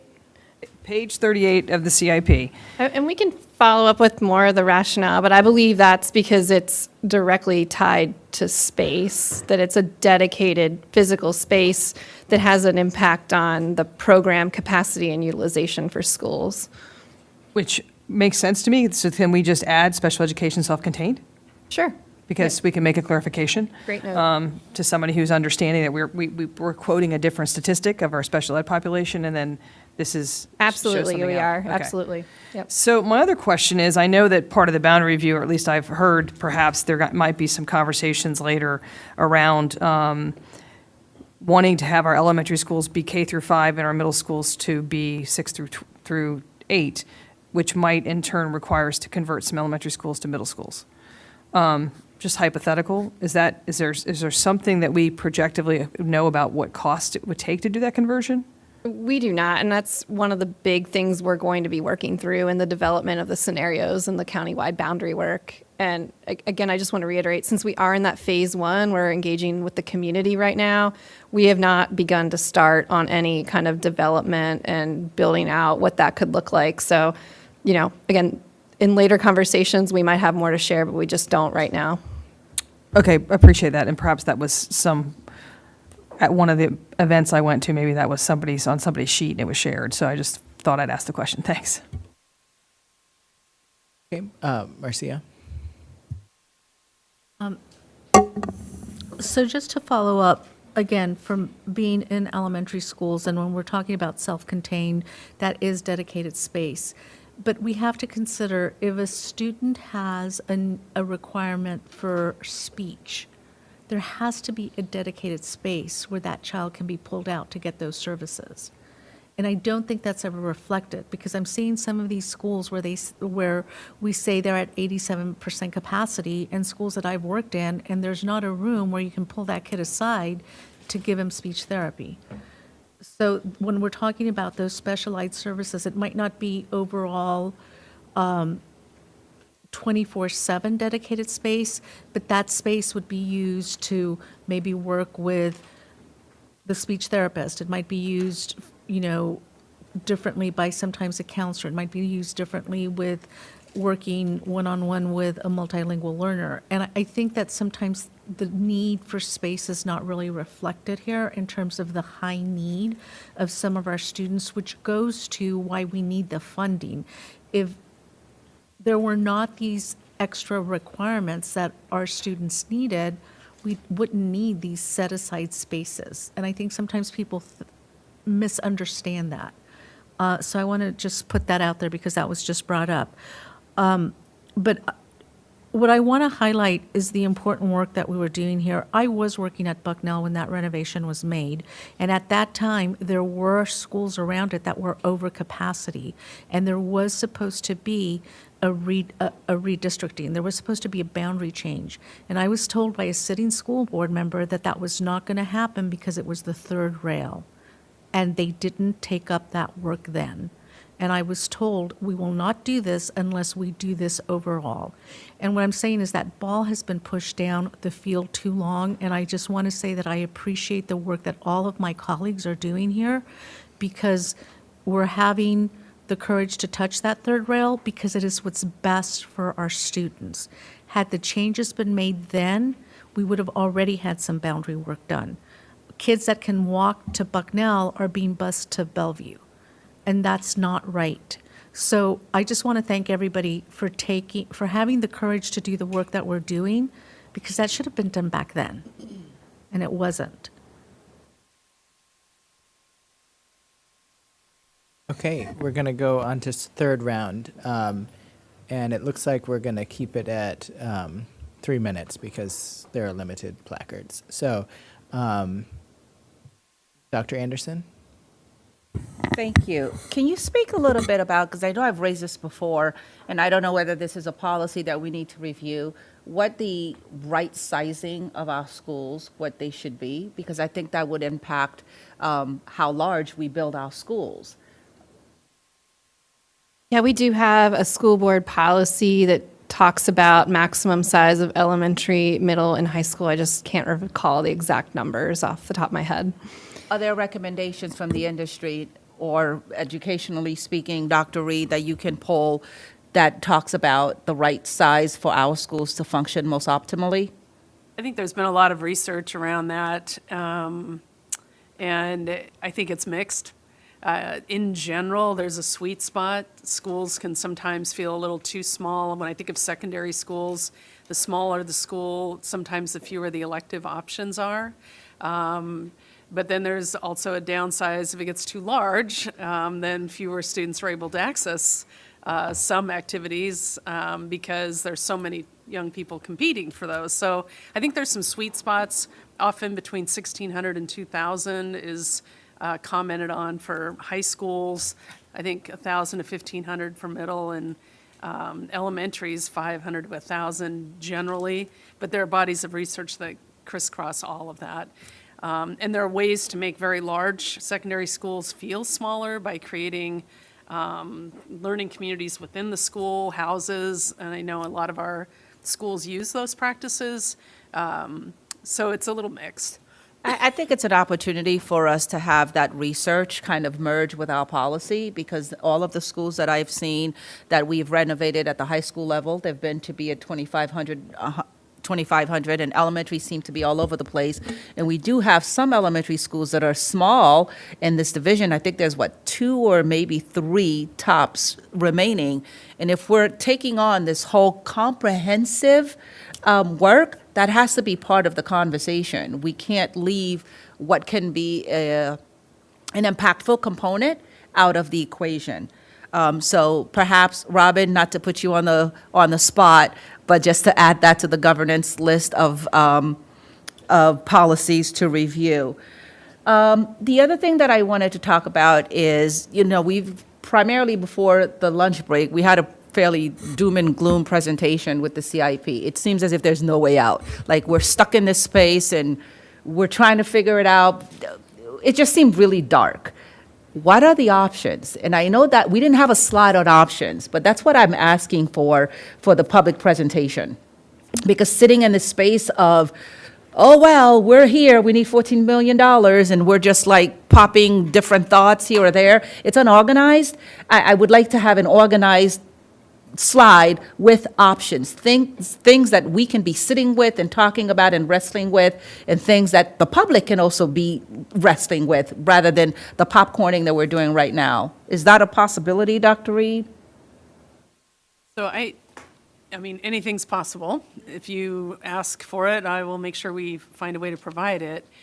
I would ask for a little more direction on options, because recalling that the purpose of the presentation is to approve this 5-year plan of projects. So I think when we began this, we talked about this, the purpose of this afternoon was to review the 5-year plan and to talk about a variety of other strategies and to talk about sort of how we got here today and if we stay on this course, where we're going to end up down the road. So are you asking for options for future thinking and planning or options for this 5 years or? Well, it's actually both because the conversation today has gone beyond those 5 years. You know, the $1 billion of resources that we require is beyond that. If we're limiting it to the 5 years, I think we heard very loudly and clearly, like, how can we maximize the resources that we have right now with the needs that we have right now? I'm going to add again to the chorus of, do we have options for Dunloring? And I know sometimes we're already a little bit into the project, but is it worth it to perhaps, you know, lose a couple of million because we've had design, or to kind of waste 86 million because we don't need the space? Just whatever it is that our task is in the conversation that we've had here, which has been way beyond 5 years, I'd like to see a way out, because otherwise I feel like I always feel in these conversations, we kind of sit and we talk and we complain and we say the same things, but yet the changes are not as, the changes don't come in the way that I think we would like to. Okay, so you're asking for then options for the 5 years and options for the future? Whatever seems to make sense. I think we have a priority on the 5 years, so maybe we'll start there, just to move this conversation out of the space that we're in, which is we don't have a way out to make our buildings the learning environments that we want them to be with the capacity that we want them to be. So I appreciate that clarification, thank you. I do think the current CIP proposal in front of you and presentation is essentially those are the options we're providing for the 5 years. So I think if there are different options or options you want us to look at again, the 5-year options are what the presentation today is. And I think we can certainly look at what's possible outside that moving forward. But I think the 5-year current options are the presentation today. So I just want to make sure that as we go back to work before next week, that we're clear on what options, if any, you want adjusted for this 5 years. That was my time, but I can talk about that in the go back. Let's just handle it now if you want to address that point. Yeah, let me just take an example of what's here. On slide, is it 30? On slide 30, where we're talking about the backlog, we know how important this is. What can we do here? What are some options for us to consider to address this? Is it only going to be year end? Is it going to be some sinking fund issue? What can we do to address this that can be discussed when we have this public conversation? It's those kinds of options. It's not necessarily what we are definitely going to do, but we can't just talk about the issue but not have a plan to resolve it. Does that make sense a little bit more? Yes, ma'am. Okay, great. Mr. Moon? Thank you, Mr. McLean. Just a couple of questions. Let me start with something smaller. The capital sinking fund of $9.5 million. How long has the fund been accumulating? Do we know? So it's been 3 years. 3 years. That we've started to receive annual year-end from the county. So it's It fluctuates, right? It's not same amount it's each not year. guaranteed. Last year, to your point, was in that $9 million range, and I think we had that shown on a The 9.5. is the previous number slide. that I saw. 9.5, yes. Okay, And do you know that's how much we have had in 3 years? I believe it was somewhere in that $9 million range each year. So if I had to estimate, I would say somewhere in between that $25 and $30 million total. And what can we use the money for? Right now, majority of that money is being dedicated to HVAC replacement work, to getting us out of that backlog slide that we just saw.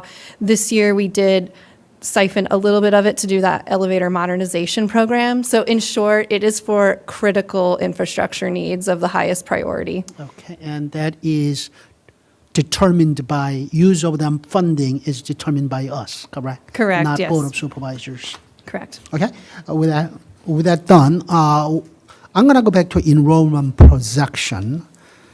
With the declining enrollment projected, I want to see how that is related to overall capacity needs. Because when we actually determine the capacity needs, we look at the program capacity as opposed to just a pure number of students, correct? That's correct. So even with the declining overall enrollment projection, do you see that our program capacity needs is growing, steady, or declining along with enrollment projection decline? I would say it's on a definite increase. So I've been here 2 falls now, and each fall we've worked closely with our partners at Instruction and DSS, and we've been identifying many, many new program needs that need to be put into schools and find that space over the last few years. So would you be able to, because you are looking at the enrollment projection going forward for 5 years until 2019 or 2030, would you be able to also, this is going to be rough estimate, about similar numbers related to program capacity needs?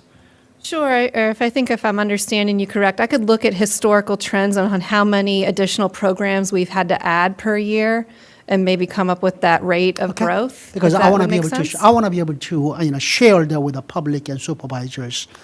If and when someone comes back to us and say that enrollment is declining, so program that capacity needs should also decline, but our program capacity needs is actually going the other direction. Correct. Okay, and then if you could also provide some explanation as to why that is so. Okay, thank you. Okay, Mr. Dunn, followed by Mr. McDaniel. Just bottom line for my constituents, it sounds like we don't have enough money to achieve the school board policy to renovate schools every 25 years. Is that right? That is correct. Okay, and I also see in here on slide 33, for example, that while we have commendable goals to achieve net zero goals for our future buildings, we also don't have enough money to do that either. Is that right? Just to clarify, projects, per the JET directives, projects that are in the CIP, starting with design in FY25 and beyond, are being designed with the net zero technologies to make it net zero ready where possible. So you will see that number, that premium baked into the estimates in the cash flow that it's part of the CIP. And what does net zero ready mean? That's different from net zero.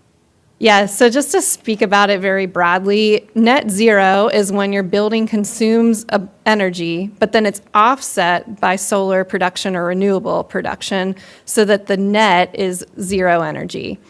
We say often net zero ready because maybe we design and construct a renovation and it's at a very low energy consumption rate, but we haven't put in the solar or the renewables yet. So I would say it's net zero ready. So when the solar comes on, it's reasonably feasible that we could add the solar to get to that zero status. And do we have the ESCOs in place to actually provide $1.35 billion? The county has an ESCO contract that we have amended to ride, so we have an avenue to do it, and the vendors lined up. To this chart, it's an issue of funding. It's the barrier to entry. But aren't ESCOs normally self-funding through savings and reduction in utility costs? And they take the difference? That is correct. It's my understanding here in Fairfax County, there is required upfront funding to implement the ESCOs. I think it becomes an issue of it counting towards the debt cap. So I do think it's probably a more nuanced conversation, but essentially you can get maybe more work for a lower cost amount of money if you leverage the forthcoming energy savings, but there is upfront money required as part of it. Do you know what percentage is required upfront? You know, I'd probably have to get back to you. I think I saw a proposal once that was probably in like the $20 to $30 million range worth of work, and the upfront charge would have been in that $8 million range, if that gives you a sense of scale. And is that just Fairfax County, or have you seen that in other jurisdictions as well, that much money is required upfront? Because I normally see ESCOs with $0 upfront. Yeah, I believe that's more for Fairfax. Great. So for swing spaces, we don't tend to use swing spaces, so we have phased construction. You know, students are still in the building while it's being renovated, but that has the effect of increasing our construction timeframes and increasing our construction costs. So can you talk a little bit about what alternatives might exist for students to perhaps not be in the building while it's being renovated, and how that could affect our construction timeframes and our construction costs? Yes, and we did provide a follow-on motion, the first follow-on motion of 2024 for facilities, the one that was issued as part of the CIP in February that we answered in April, that really started to discuss some of this, some of the considerations you need to have.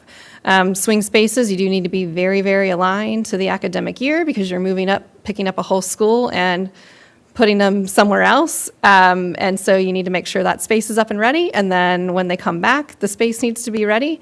But we did meet with cost estimators, some architects and contractors to kind of get a sense of how much time you could realistically save.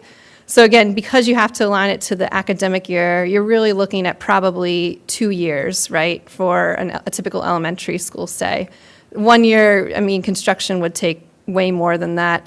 3 years, you're already hitting what we're currently doing today. So I would recommend that target be 2 years for an elementary swing space. So then you kind of compare that to what the typical timelines have been running of, 28 to 30 months. And so we started to do some general cost estimating to say, you have some potential savings in the general conditions of the contractor, maybe a little less time having the architect out there during construction, and then not having to bring out trades multiple times, a little bit for phase one, a little bit for phase two. And so we could see some overall costs come down. The things you got to consider is the cost to implement the swing option, whatever it might be. So if you're building a brand new temporary building, that might not be worth, or it might cost more to do that.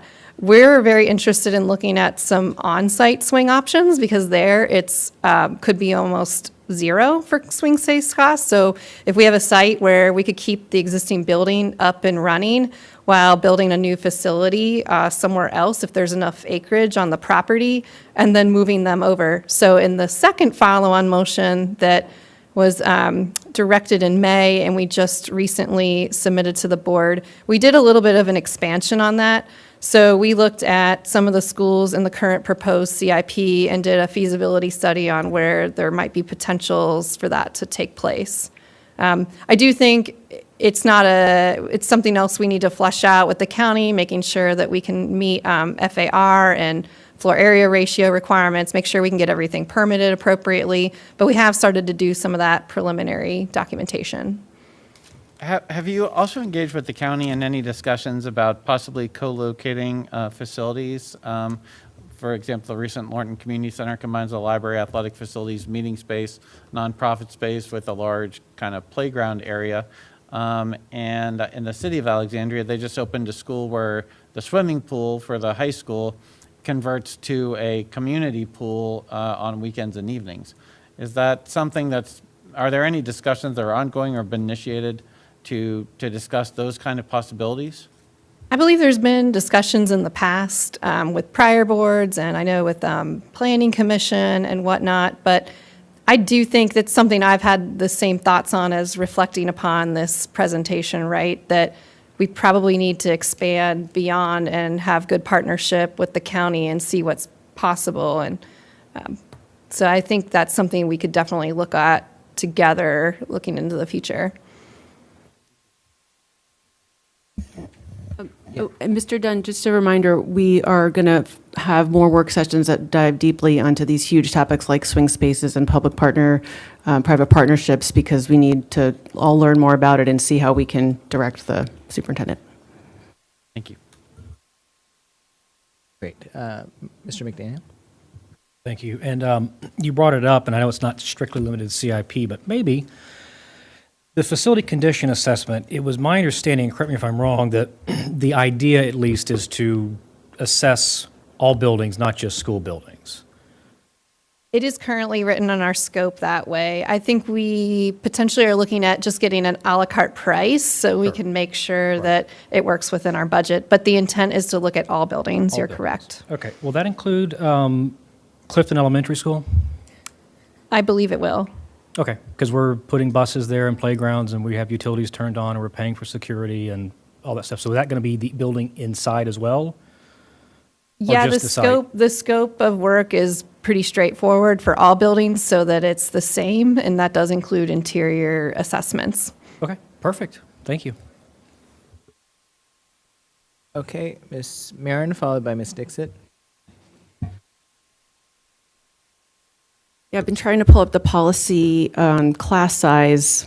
Board Docs isn't loading so well. It's not listed as part of the facilities pieces, and I should know it because when I first became a parent in 2015, I helped to advocate because my kids were never in an elementary school class lower than 29, ever. And we don't talk about class size at all, but we know that the lower the staff to child ratio, the better the experience is for everyone. Again, Loudoun County Schools has a totally different process. If you move in and that school has hit its class limit for that class, you don't go to that school. What we do here is so not what's happening other places in the best interest of kids when it comes to our facilities work. I don't know if anyone offhand knows that policy about class size, but that is one too that we can control that, you guys. We can say, no, you know what, 31's too much.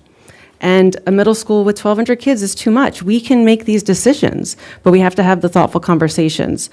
The bond information, Mr. Dunn and Ms. Szymanski were talking about that construction management at risk, which is something I'm eager to learn more about.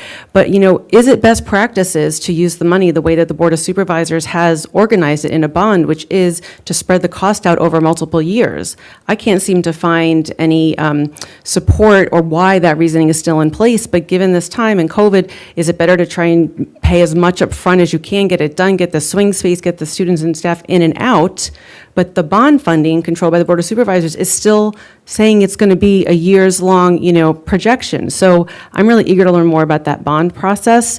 And just, I'm wondering, I was somewhere PTA last night, and parents were asking me, what's the timeline with the boundary review? And what's the timeline with the middle school start times? And then I also got the adjacent Coates Elementary boundary review. There's a lot going on, and I think our community could really benefit from a very straightforward, clear calendar of what's happening. So we've got the CIP, we've got the boundary review process, we've got middle school start times that started separately, but now they've kind of careened together, and people are wondering how that's going to, end up, and we're going to talk about that in February. And then other singular projects of interest, so like the Coates review, I guess the Glasgow review, and then new school construction. People ask me, when's the new school being built? Can we have something that makes it clear for folks what's happening with all these facilities? Because people are paying attention, which is great, but there's confusion. I also just want to share some next steps that I'm thinking of adding to the chart. One of them is that the superintendent come prepared to the January 22nd governance meeting with a timeline of how to review the policies identified in the CIP follow-on motion, which was already responded to in April 2024, but I will say it's kind of meager. So I think it needs some meat so that the governance committee can dig in on Tuesday and really figure out which policies need to be regrouped or sunset and whatever. I'd also like to ask for a history of the Fairfax County bond amounts and when it's been changed over time. So I'll be putting those in. Thank you. Great. Ms. Dixit, followed by Ms. Anderson. So I like to bring everybody's attention to page 10 of the presentation. It's a 5-year membership projections. And everybody's pointing it out that we have a decline in the population, student population. Birth continues to downward trend.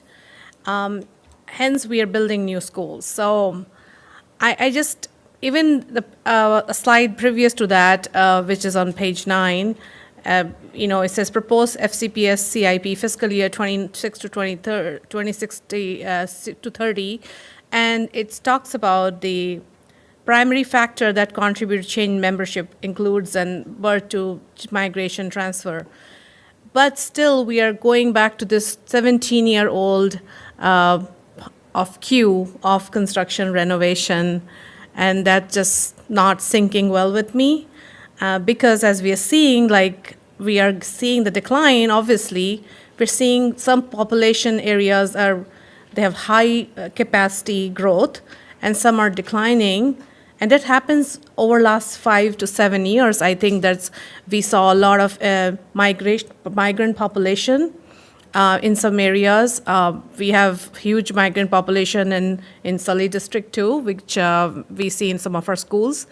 And yet this is not reflecting in our queue. So while we have more students in 11th and 12th grade, that's what it says in the slide, we are building elementary schools. So I really want to look at that and would like to request Dr. Reed to just look at this a little bit more. And Janice, I wanted you to explain to me the slide 11, if you could. It is something that maybe I could not understand when you were presenting it before. Sure. So let me just grab my notes here. So the columns, the different school years, those represent the CIP membership projections, and then the rows represent the year the student membership is from.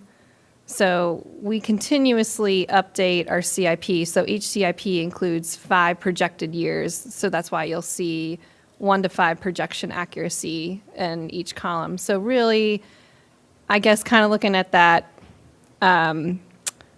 out year, that last kind of diagonal. So when we see that 101%, that was our accuracy from last year to how we actually hit for the certified student membership. So last year's CIP, we said it was going to be a certain amount, and then when the September certified membership came in, it was 101% off. And then you go up the diagonal again. 2 years ago, we put in a 1 year projection, and when the certified membership came in, it was 100% accurate. It was like 100 kids.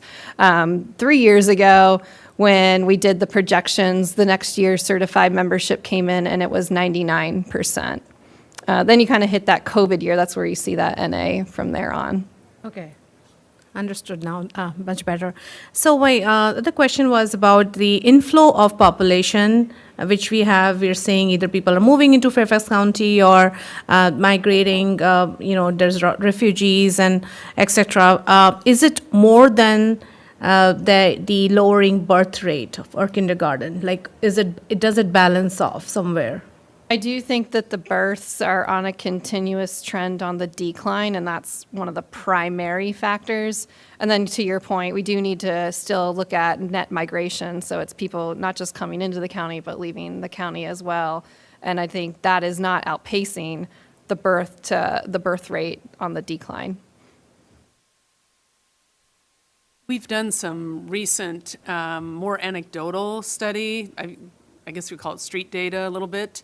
But I think there are certain communities within the county that have more in and out movement than other communities. And often, I know in late July, I met with a number of students that it could be an entire multifamily complex that raises rent, for example.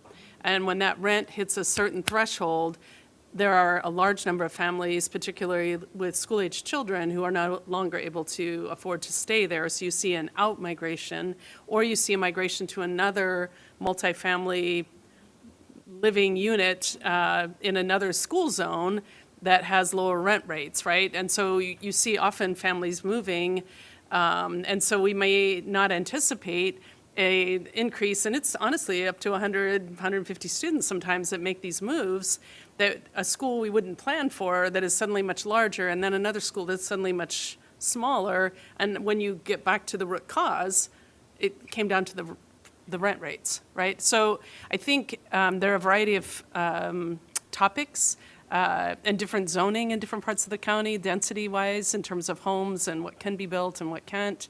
So there's some variance, but I do think we saw some surprising in-migration in some schools in the last couple of years that ran counter to the predictions based on birth rate.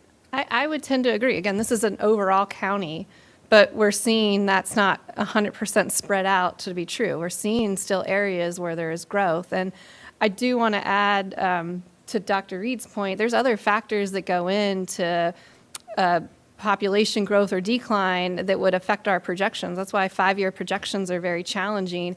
You know, we might have a new program or an AAP center be built at a school. That would definitely impact the projections that we did 4 years ago, say, or I think there was an example here in the county where there was a fire to a big multifamily unit. That would have a big impact. So there are a lot of factors that you need to consider and keep your finger on the pulse of that influence these projections. And that's why, again, I just want to reiterate, we update them every year as new data becomes available. But there's a lot that goes into them. Thank you so much. And then my last comment today would be, I would really like to see the tax dollars going to renovation than, less building new schools if possible, and more academies spread across the county, because we have very few academies where students have, and that's like a little bit excess issue. And so any of high schools, if they all can have their little academies, that would be ideally what I would like to see. And that's where I think our population is shifting, is we have middle school cohort are the biggest and high school cohorts are the biggest in the population as per the slide. So thank you. Great, thank you. Ms. Anderson? I would like to say first that I see visions of an interactive timeline related to facilities. That would be pretty amazing if we could get something like that done on our website so that people could know what was coming next. I know it changes quickly, and having it not in print form is probably going to be helpful. Page 44 of the CIP is the renovation queue status. And we've spent a lot of time talking about particular renovation projects, and I had a question related to this. Since many of the ones that are in construction or future projects are in my area of the county, I did want to talk about this a little bit. When you're looking at those schools, and it's not one of mine, but if you're looking at those schools that are 63 on the list, they have waited all the time from number one. And so we have to be really careful moving forward to make sure that we are not displacing communities off the renovation timeline that have been in that queue for a very long time. And so I do want to think about that as we move forward, because I know our renovation queue is 42 years right now and that we're aiming for 25, but displacing schools off the existing timeline doesn't actually help that happen.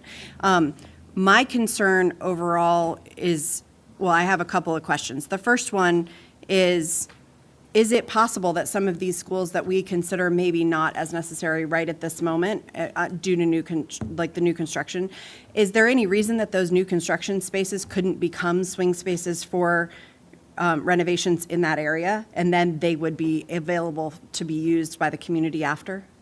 Yeah, I mean, I guess it would depend on the specific circumstance, but I think in theory that would make sense as something possible.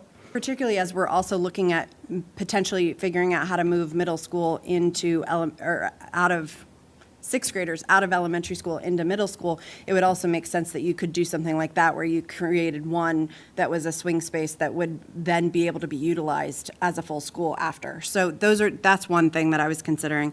The other one is, I don't think we're there yet, but I am very interested to see what happens over the next year with our incoming administration to determine how that's going to impact capacity around the county based on some changes that have been proposed just publicly at this point. And so I do think that considering whether or not the next bond could actually be partially for those improvements that we need to make based on just basic maintenance, I think that may be an effective use of that time as we determine what the impact of some of the changes in and around the area are going to be. Great. So we are done with third round. we're going to go back to Dr. Anderson, followed by Melanie, and Dr. Reed wants to interject. Appreciate that, Mr. McElveen. I just want to go back to Ms. Dixit. You had asked, and I was sidebarring with Ms. Marin, you had asked me to review something before you went back to this chart with Ms. Szymanski, and I didn't capture it, so I want to make sure I capture it. I was just asking if we could look into all the new constructions versus the renovation, if we can, funds can be moved to renovate our school, which, and somehow tackle that 25, the 45-year renovation queue and make it lesser than that. Because if we put more money in the renovation and updating the building, our renovation queue, the queue will be, I guess, maybe, if not 45 years, which is right now, to at least to 40. It's just too many, lot of money has been allocated or kept as I guess, for the new construction. And I know only one school is getting constructed right now. Everything else is just a plan, right? Western High School has $400 million, but we don't even have a land for it. So those numbers are just numbers right now. Nothing is getting constructed, but anywhere we can just see if that could be swapped. Thank you. Okay, onward to Dr. Anderson. Thank you. On page 14, this is the full report, not the slide. We're talking about that one of the expectations is that every school pyramid will have an AP center, and the Annandale pyramid has not had one. How close are we to achieving this goal? I think it's a great question. I think probably that's going to be inherent in our boundary work, honestly. I will have to check in with Dr. Presidio on that, but I don't know if there was a timeline put in the follow-on on that topic. What page again? Just so I can. Page 14 of the 14, full okay. document. It's just one of the expectations, and I know that's been an issue.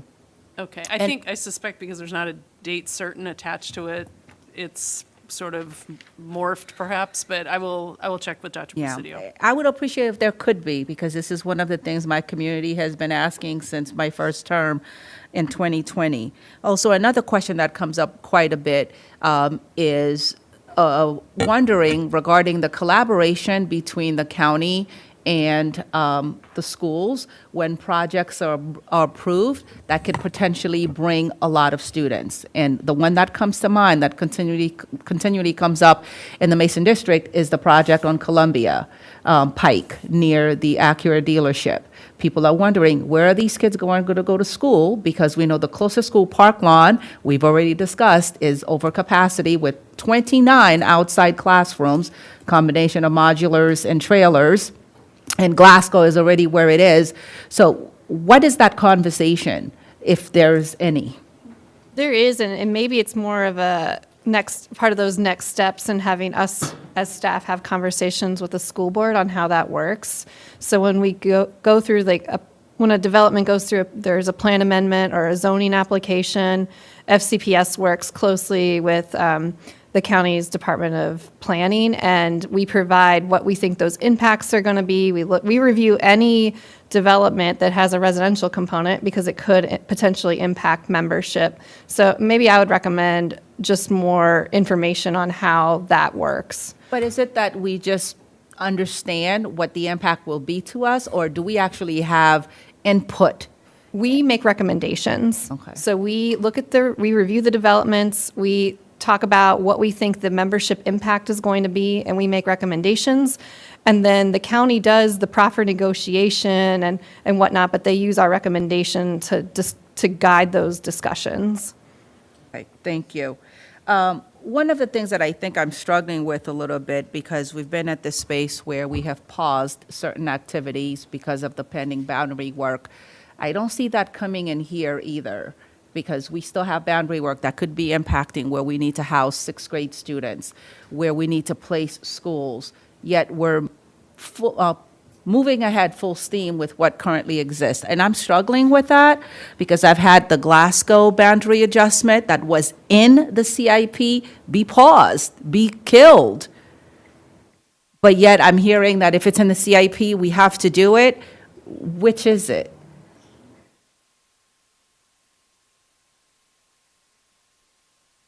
I'm not sure who the question is for. The board voted on the Glasgow piece, it wasn't staff.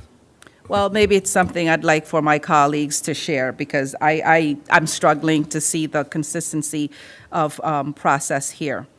Can you talk a little bit in terms of the leased building, the buildings that are leased but are owned, but that are owned by the county? Is that part of the data on chart 3? On this chart right here? Oh, no, slide 3 on that report. And do we treat that as our property? Because there's a few. Yeah, for like Gatehouse, for example, that we're sitting in, we're providing payments, but it's owned by FCPS. We couldn't incur the debt, By so they. county. Yeah, so the county did, and then we're doing installment payments to own this. So in that number, we do consider buildings like Gatehouse. Okay. How do we go about putting the buildings that are not school sites on the renovation queue? Yeah, that is a great point you raise. And so we are, as part of the facility condition assessment, assessing all facilities, right? School buildings, administration buildings, and in fact, administration buildings weren't on this previous queue. The one developed in 2008, 2009, it did not consider admin buildings. So what we found is a lot of the infrastructure in those facilities are in, very, very past due, past manufacturer's life cycle.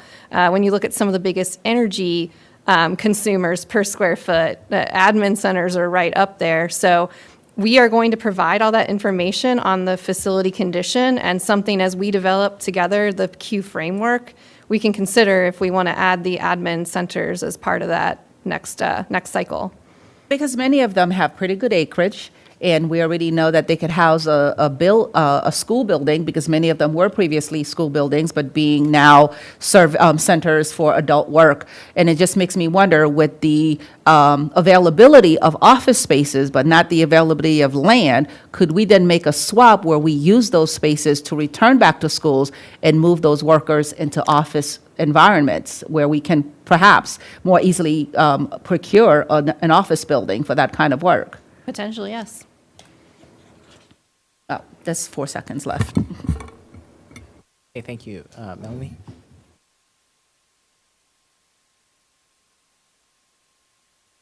I did also want to comment on the renovation queue, and I know, at least on one of the previous 2 CIP rounds, I remember us talking about the renovation queue, and should we pause it, update it? Was it this board? It was this board. And when I look at this renovation queue, and I don't see Luther Jackson Middle School on here, it's just really hard to think that this is really an accurate reflection of needs. This renovation queue was done, it says, based on info from 1992. It was approved by the school board in 2009, yet another plug to review our work far more regularly. I understand there are funding implications and the bond monies are tied to certain things, but I do think we need to have the ability to be flexible if the renovation queue isn't working. And I'm just, again, hard pressed. Jackson is just such a great example, and you've got kids from all over coming to that school. And we did talk about last year the opportunity cost of, say, if we have already been in planning and design, do we cut those losses for the greater investment of updating the queue? So I don't know. I'd like some more guidance on it, or more of a directive or a statement, like what's the actual cost if we interrupt the queue? And does the board need to really take consensus on this?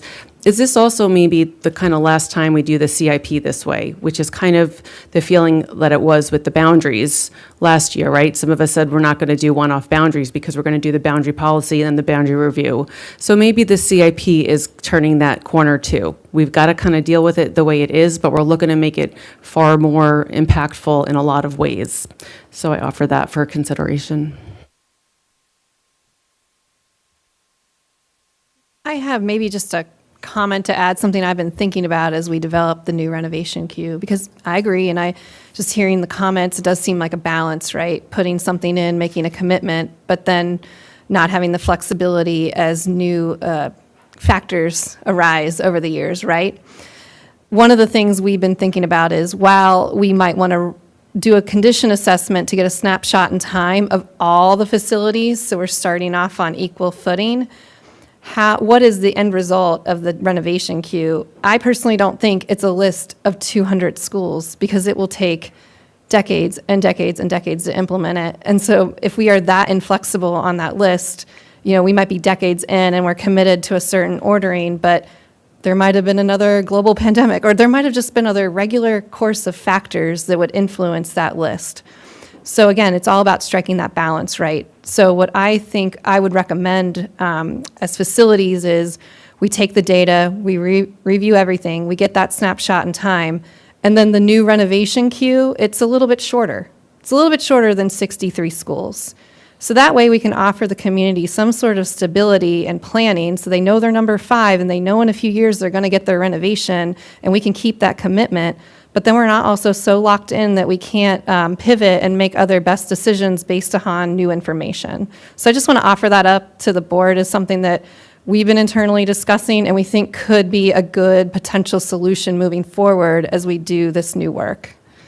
And we actually are already moving in that direction, because we did approve and now getting implemented the 36 outdoor classrooms in middle and high schools, the 14 stadium bathrooms. But again, I will point us back to the policy, and I believe it's 8258, which, as you pointed out, establishes a 20 to 25-year renovation cycle. So if we're telling the superintendent to renovate entire schools every 20, 25 years, that's what the superintendent's going to do. But if we say things like make sure that all facilities have adequate bathrooms, have, classrooms wired to go for the future, this is why that's so important, because otherwise they're just going to keep doing this lockstep and we're never going to get out of this.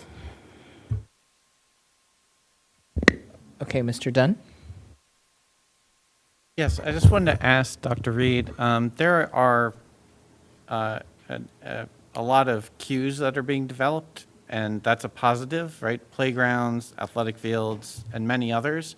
And it would be great to have just one piece of paper or 2 pieces of paper where all the cues are listed, I just don't know all of the cues, but it seems like every couple of weeks there's a new cue of some kind, which is not a bad thing. It's the right direction, but it's a burgeoning number, and I feel like I'm losing track of them, and I pay very close attention to facilities. So if we can just get one document listing, a queue of cues, very well said, it would be great. And if there are dedicated funding sources for those cues, like the sinking fund for HVAC or whatever, it would be nice to know, if there are dedicated funds that feed into those particular cues.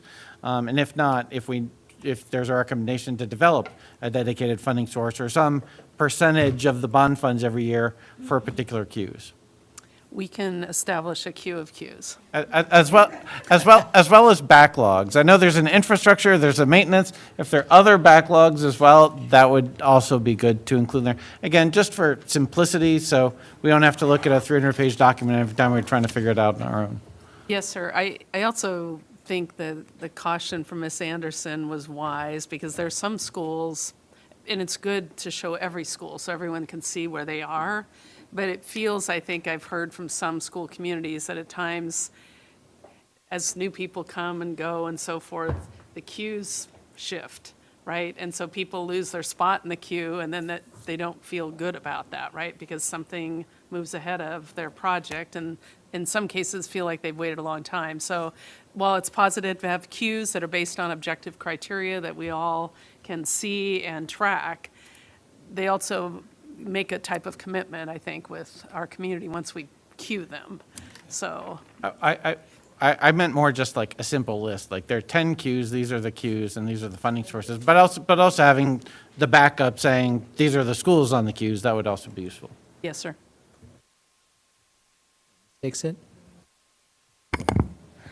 So I wanted to just point out that many of the schools which are, like Ms. Anderson said, on the list, 63 number, Virginia Run, then Poplar Tree, Center Ridge, Cub Run, they're all They fall under Sully District.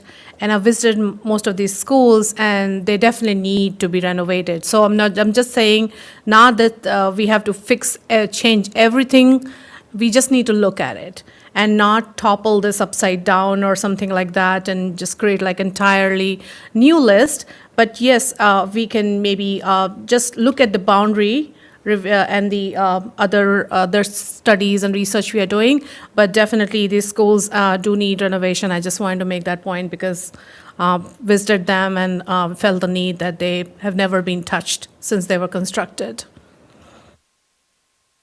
Okay, so we've concluded fourth round. Dr. Anderson, do you have anything more?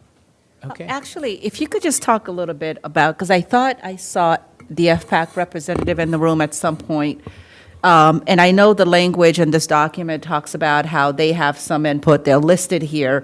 Can you speak to their cooperation, their collaboration, or their input into this document, just for the community to understand that there are other individuals to go to help push forward some of their concerns? Certainly, and I guess maybe just to start by clarifying that FPAC is an advisory council to the school board. However, that being said, myself and others, we make sure as staff that we're very engaged with them as part of that process. So, you know, we attend all FPAC meetings, we come there to share our insight, and then even selfishly maybe take some of that space so that as staff, I can gain some industry insight from the professionals that sit on FPAC that, you know, I might not be seeing, or soundboard things off from there. So I do think there is a good working relationship, even though FPAC does report to the board and their charter and whatnot. And then FPAC also produces an annual report to the board. We definitely get a copy of that. And so this past year in particular, there was the annual report and then a couple specific memorandums provided to the board. I mean, one of the things that we did when we were revising policy 8240 was looked at that FPAC report on the procurement methods and, you know, we used it, again, staff guided that work on the policy red lines, but, you know, that was helpful information. And we even looked at it too, again, when doing our follow-on motions, because we were also asked to do alternative methods and find more creative funding mechanisms. So, you know, Okay, well, with that, that brings the work session to conclusion. We have a next steps document which has been posted, and the clerk will make a remark. It's been sent around for both the traffic safety and the CIP. So the board should have received an email already for the next steps, as well as your calendar invites to remember. The deadlines are a little bit different. The deadline for inputting is this Friday, 5 p.m., but because of MLK Day, the deadline for showing support is on Thursday.